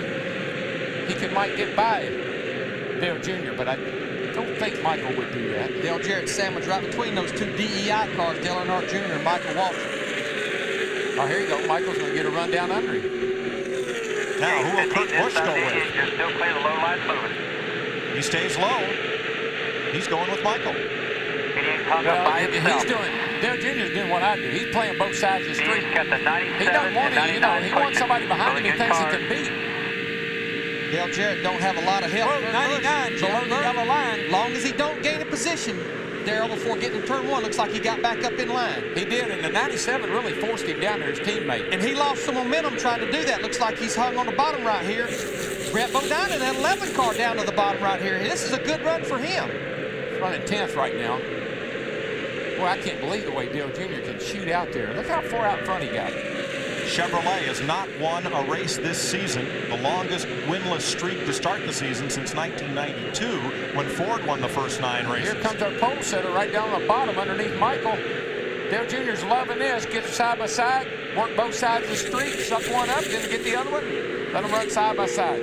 Jimmy Johnson, he's got the help of Kurt Busch in that 97. Sterling Marlin, he's trying to push Michael Waltrip in the 15. 10 to go this time. Have the momentum here. Got the 15 and the 40 in it. Do you need a friend here, Darrell, or is it every man for himself? Oh, yeah. Well, if you're out front, you just want to get somebody behind you that'll work with you. I believe that 15 car would be my choice. Mark Martin's car rolling to a halt on the back straightaway. He had come out from the garage with a lot of damage. Oh, boy, they're still tight coming off that second turn. Jeff Gordon in the 24 car, he's down there at the bottom. He's got a little help from Brett Bodine in the 11. Well, he's got his teammate right behind him, too. So everybody's working hard right now. 10 to go, and anybody can win this thing. Robbie Gordon down on the apron. Again, damage from that big crash. Dale Earnhardt Jr., his teammate Michael Waltrip, ducks to the inside as they come off turn 4. This will be 9 to go. Dale Jr.'s just in the driver's seat. I mean, he can go where he wants to, and it affects the cars behind him. He can suck one guy up, then he moves over and sucks another guy up. And who's coming to the front after being tail out Charlie most of the race? Jeffrey Bodine, third place finisher in the 500. He's right in the middle of that mix in the 09. And the reason he was at Daytona is he missed the big one. Right. They've not even competed in a race since Daytona. Dick Burton. Well, Jeffrey Bodine has not felt well in that car all day. From lap 50 on, he has been dehydrated. He has not felt well on every pit stop. They've given him cold water. He stuffed ice into his uniform. Remember, he has not raced since the Daytona 500. This is a very hot day. Bodine, an incredibly heroic effort just to still be in the car. They were looking for something. There's a caution on the speedway. Mark Martin's car cannot make it back to pit road. That draws the caution. We will get this race restarted, but Dale Earnhardt Jr. will bring them to the caution flag. And we're inside 10 laps to go, so it will be a single file restart. Thank goodness for electronic scoring transponders. I would hate to have to sort out that run to the line to give you a restart order. From about 4th to 20th. Well, the 4th place car was 0.3 of a second behind the lead. The 18th place car was 1 second behind the lead. That is a gaggle of cars. We're going to finish this under green. We'll be right back.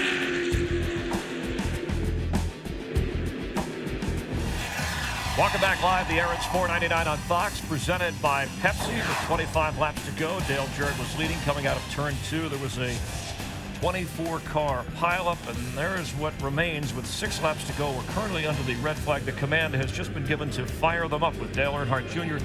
trying to win his first of the year, and Chevrolet trying to win its first of the year. Jeff, what should we anticipate given the situation here over the final few laps? Don't touch that dial, as they say, because it's going to get wild and woolly. I'm sure a lot of these crew chiefs right now, at least I was out there on the pit box, I'd be saying, man, pull those belts tight, spotter. You got to be on your best game, boys. Let's get back in this game. Everybody's been down a little bit, had a chance to talk about strategy. We got to go racing again, and you've got to get refocused on what the job at hand is. Yeah, and with the single file restart, given the situation, is there a better chance for somebody to make a move? This is right now where you can't really anticipate anything.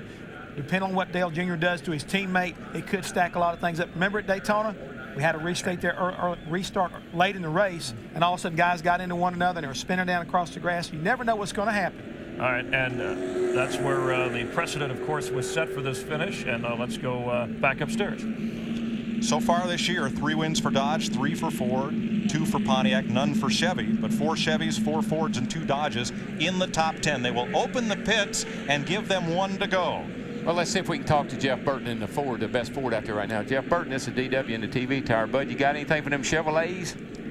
Well, they're a little faster than we are, but I have a feeling they're not content to run first, second, and third here. That means that there'll be an opportunity to make something happen when one of those guys tries to make something happen. So we just got to be on our toes and try to make the right move when they make their moves, and keep the guys behind us from making a move before we make our move. We'll see if we can do all that. It sounds easy, but we'll see if we can make it happen. You know, Ward's right there with you too, Bud. Could y'all team up maybe? He helped me out there just a minute ago. I was about to get in trouble, and he came up and saved me. So I got the big cat in my mirror, and I'm hoping that if I need him, he'll be there for me. But he's got to race his race too. You know, it's every man for himself out here. He's got to do what he's got to do to get the best finish he can get. If that means he can help me and get a great finish, then he'll do it. If not, then he can't, because that's just the way it works, you know. Well, you got 1 to go here, Bud. Thanks for talking to us, and good luck. But when they come back to the line, they will take the green flag with 4 laps to go. And 500 miles of holding your breath is going to come down to about, 11 miles of a shootout. And the finishes here have been really close in this race the last 5 years. No race has been won by more than 0.2 of a second. Look at those numbers. Yeah, well, again, we talked about the start-finish line, where it is. So when they come off of turn 4, nobody's safe. The race starts when you come off of 4. It's a long way down here, almost to turn 1, to where they declare who the winner of this event's going to be. That extra quarter mile can make a big difference. Look how far that is, Larry. Look at that. That's way down here is where we got to go to. Yes, it is. And you mentioned earlier, under 10 laps to go, a down finger restart, only lead lap cars, and there's 21 of them. Single file, lead lap cars to the front, so no lap cars to contend with. Now, the last restart, Dale Jr. shot way out there. And that's really great that your car's that fast, but you're a setting duck. Those guys are going to get a run on you, and you may not be able to block them all. So he might want to lay back a little bit and get Michael going with him at the same time. Yesterday in the Busch race, Jason Keller led. Stacy Compton caught him, but could not pass him. If Earnhardt Jr. gets a big jump and they catch him, will they be able to go around? There's a number of cars here. So what's going to happen, whichever way Michael goes, if he decides he wants to race Dale Jr. for the win, whichever way he goes, Jeff Burton or one of those other cars are going to go the other way. And then that's when it's going to get interesting. See the Fox tracks, pace car speed on the racetrack, roughly 70 miles per hour. Pit road speed 55, but on the racetrack it's 70. Now, there's not a lot of laps to work with here, but I'm telling you, if I was those guys, I would lay off of Dale Jr., let him get that big run, and then I'd chase him down that back straightaway and try to make a move on him. Everywhere we go, a big lead is good, except Daytona and Talladega on a restart. In other words, Darryl, you don't want to battle him one-on-one. You want to gang up on him? Yeah, you need help. Looks like everybody's about equal except Dale Jr. He's a little quicker. It's every man for himself. You heard it. I just don't think you want to wait to that last lap, Darryl. I think you want to do it early. Got to do it. Got to do it. And if you had to do it right now. Go. Green flag. Dale Jarrett ran into the back of Sterling Marlin as they took the green. Here we go. Trying to anticipate the start. Ward Burton ducks out. Hooks up with his brother Jeff. Jimmy Johnson just ahead of them. And there you see Dale Jr. getting that big lead. Buddy, I just don't know about that. Clear 3 back. Picking Jeffrey Bodine, the 09 car there out of the line. He's to the top side. That's an awfully big lead to have there, Darryl. It is. Oh, here comes Ward Burton. Right behind him, Kurt Busch and Sterling Marlin. 3 back. Whoa! Now that's what Dale Jr. wanted to see. Get that bunch behind him. Get them racing each other. Get them side by side. Slice and dice. Play both sides of the street. Work the middle. Here comes Ward. Daytona 500 winner Burton in the 22. Help brother Jeff in the 99. Now, if Michael will stay behind Dale Jr., I don't think they got anything to worry about. But I don't know if Michael's going to do that or not. Ooh. Those guys running side by side, that's not going to help nobody right there as far as Michael. 3 laps to go. See, one thing that Michael's worried about is that his car's not fast as Dale Jr.'s, and he's going to have to fend off these guys when they get to him. Ran through a little speedy dry there. You saw a little dust up from Michael's onboard as they went into turn 1. Boy, Junior's car is just so fast through the center of the corner. He just is able to pull everybody right there. Whoa! Jimmy Johnson and that 48. Got a great run, but see what that zigging and zagging did to him? It broke his momentum, and there come Ward. That helped the heck out of the 22 car, and now he's up beside of Michael. But he don't have a lot of help behind him right now out there. A lot of folks behind him, just not a lot of help. Not close. Boy, this is really nerve-wracking for Dale Jr. He's got to make the right move. He's got to make the right move to keep those guys behind him. 2 laps to go. Here comes Jimmy Johnson. He's got a fast car, and he can't find any place to go. He's got no place to run it. 15's got a big run. Now here comes Michael right to the back bumper of Earnhardt Jr. But watch that 8 car pull through the center of the corner. He really accelerates right through the center of the corner.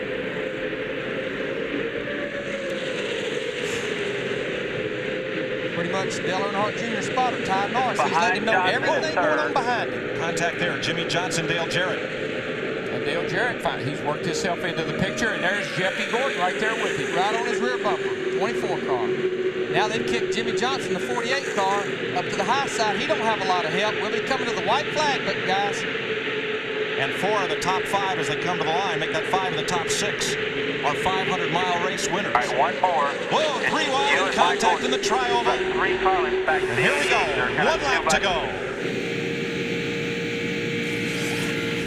Darryl, Darrell, I think if he runs the bottom, it's going to be hard for him to get by him on the high side. Yeah, I don't see any way. I mean, they're going to lay off of him and try to get a run on him, but he's just too fast. 1 lap ago, they got that run. If Kurt Busch can get right to the back bumper of Michael Waltrip, they may have a chance at Earnhardt Jr. How about that Kurt Busch? Whoa, how about that's what Dale Jr. does. Dale Jr. just said, how about that Kurt Busch? But you and Michael are single file. They kind of stalemated. They stail. Oh, this is Dale Jr.'s in the catbird seat now. Those guys are stalling out behind him. It's just you and Michael. Bring it on home, buddy. All you got to do is worry about which way to go now for Michael. Michael doesn't want to let anybody get by him. Trying to get a run. They got it. First and second. Here comes Michael to the bottom, and he's going to run out of time. Earnhardt Jr. wins at Talladega.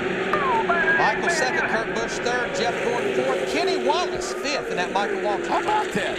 That's 3 DEI cars, 8, 15, and 98. First, second, and fifth. For Dale Earnhardt Jr., his second straight Talladega win. He's only started 5 Winston Cup races here. He's won 2 of them, and he's won 3 of the last 4 restrictor plate races. Well, I tell you, those guys gave him one fast race car today. I mean, he just had a car that could lead the race. Nobody could pass him. Everybody tried, led a lot of laps, dominated this show. Kurt Busch finishes 3rd in this race for the 2nd straight year, and let's go to Dick Berggren. And I'm with Tony Uri Sr. He is on his way to victory lane. How much of today was car, and how much of it was that young man behind the wheel, Tony? Well, definitely he's one hell of a wheel man here, but I think we owe that one right there to Michael Waltrip. This DEI brigade at these speedways has turned into something big. We even had Kenny Wallace coming on there with our old 2000 car. So Steve got messed up in a wreck and he got tore up. But all them DEI cars run good. Richie did one heck of a job in that engine shop there. Fab shop, great job. All their cars ran good this week. They all qualified good, and took 220 people in DEI to win this race. Well, congratulations. Go on to victory lane and celebrate. Hey, look at this. Donuts in the infield. Remember the 98 Daytona 500? Doing those donuts in the infield, right there, grass before victory lane. Dale Earnhardt. And here's Junior. And these fans performance. They're just going crazy. They love it.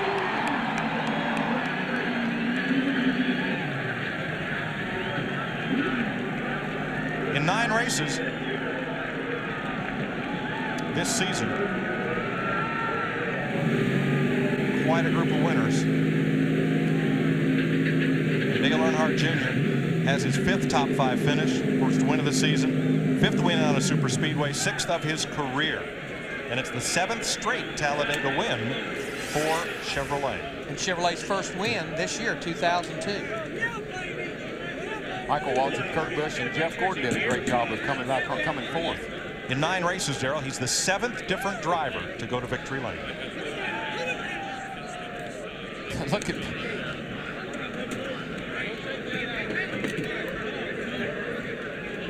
got to be one tired young man. It takes a lot of not only physical ability to hang in there all day, but a lot of mental ability as well. It's a physically demanding track, but it's also very mentally demanding. He led 133 of the 188 laps. His dad was the intimidator. Today, Junior was the dominator. Got that right. Matt Yoakum. In a shower of bud, Dale Earnhardt Jr. breaks a winless streak dating back to his win here last fall.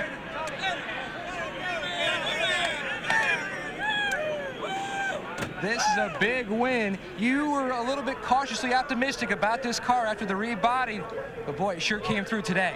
Yeah, it was. It's a good car.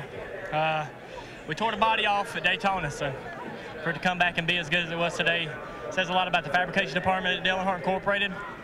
They work real hard, and I want to thank all them boys. I mean, this is their race, and what a teammate I got in Michael Waltrip. Not many people, I don't care if they are your teammate, are going to do that for you and help you. So he deserves as much credit as anybody for where we are right now. Now, you and Michael were concerned about the pack of wolves behind you because he was doing all he could to hold them off. How concerned were you that maybe they might get by? Well, I mean, all day we led, so it's like, I don't think anybody can beat the car, but, you know, when they gang up on you, leave you by yourself. I think to be honest with you, I think the 48 had one of the good enough car to run with us. 12 was good, but wasn't nobody help them because they're rookies, and if, you know, we had about the same car they did. Everybody's seen what we've been able to do on a restrictor place. It ain't no secret. A lot of hard work, and it's paying off. You averaged 26 in your rookie year, 3rd last year, average finishing the plate tracks, 1 for 2 this year. How did you turn it around? Well, we've always ran up front. Even in my rookie season, we were qualifying up front, running up front. Tony Sr. and the guys have always had good plate cars, always. And DEI has got the best motors, you know. I don't want to say too much because they didn't keep working, but I'm real happy with what they've done this year. Richie Gilmore and everybody back at DEI. Just a great win for us. We're going to try for that championship, and you know, we keep doing this, we'll have it. His 6th career win and 84 career starts to Steve Burns. All right, thanks, Matt. Michael Waltrip talking to Steve Meal. Michael, tell us about the closing laps. You told DW it was survival of the fittest. Tell us about the end. Well, I was on him, but his car was just faster than mine today. You know, anytime you get a break like he did on the restart and you can't just come flying in on him, you know he's got a fast car, and we just barely crept back to the back of that car with our Napa Auto Parts Chevrolet, and couldn't never make a move. And then on the last lap, Kurt got a big push on us and actually pushed me up beside Junior, but little too little too late. But very proud of Richie Gilmore and all the boys at DI that build these engines and these cars. It's a lot of fun to have a car that you know is just going to be one of the best ones here. You know, Junior and I talked before the race, and he said, "I believe you're the man today," and you know, he just was a little bit better, so that was fun, though. What about my Aaron Chevy? My boys, Bobby. Right up there. The Cheryl's Ford posse is looking good.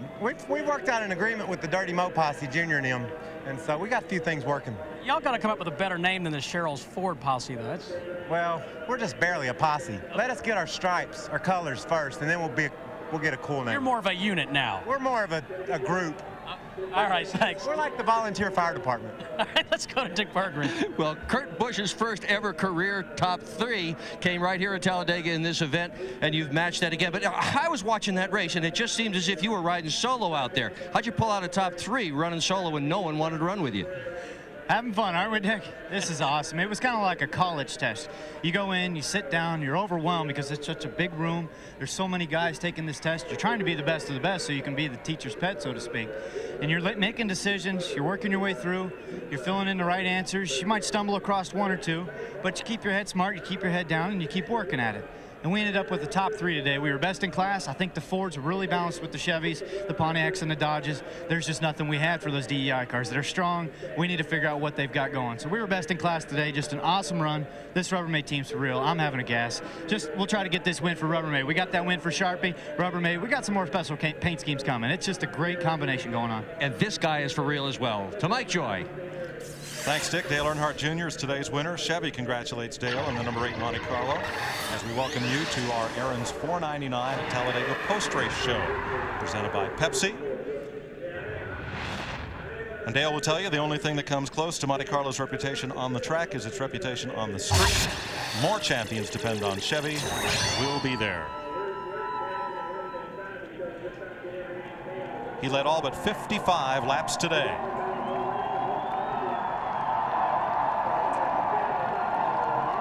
That looks like fun. I like to do that. I guarantee you he's having fun right there. I guarantee he is too. Of course, he will pay for that grass.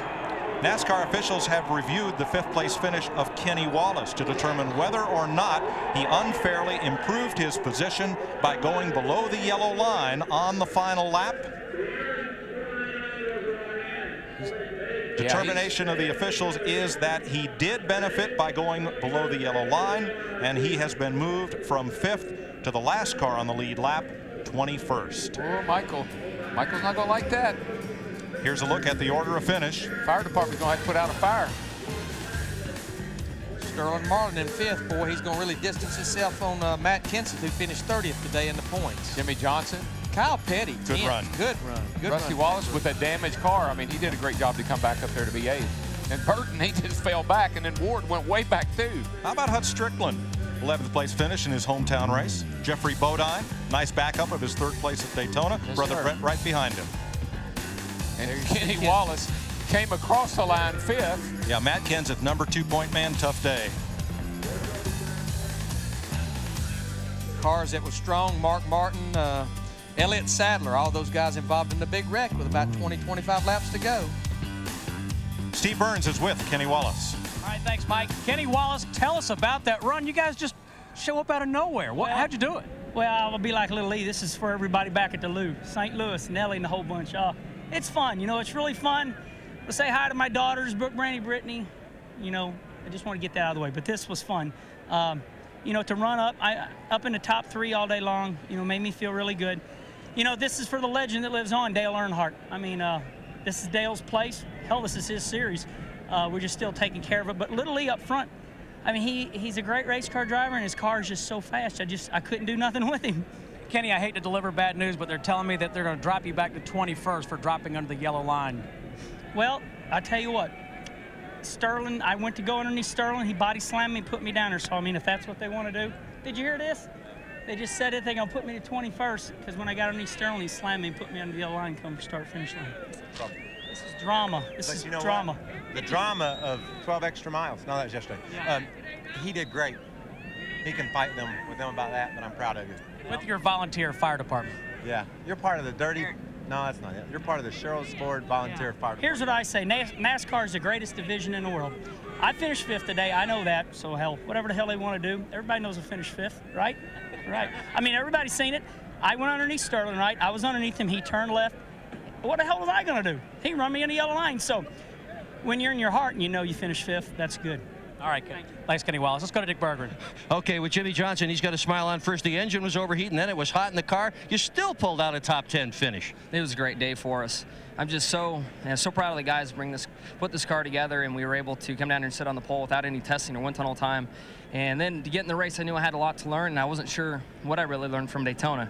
But man, it was cool. I had a blast. Everybody really used their heads out there today, and it was a good time. It was hot for sure. I mean, at 2 wide, you know, we could get enough air to the grill and get to keep the car cool, but as soon as you'd get in the pack and 3 wide, the oil temp would go to 280, water temp was 250, and all those, you know, the oil lines run right by, and it was pretty warm in there, and that caution didn't help a bit. But very proud of, like I said, everybody, Hendrick Motorsports, Fab Shop, Motor Shop, and all support from the employee owners at Lowe's. You know, we're a little down because we thought we had a shot to win it, but I just got to lose some before you win them.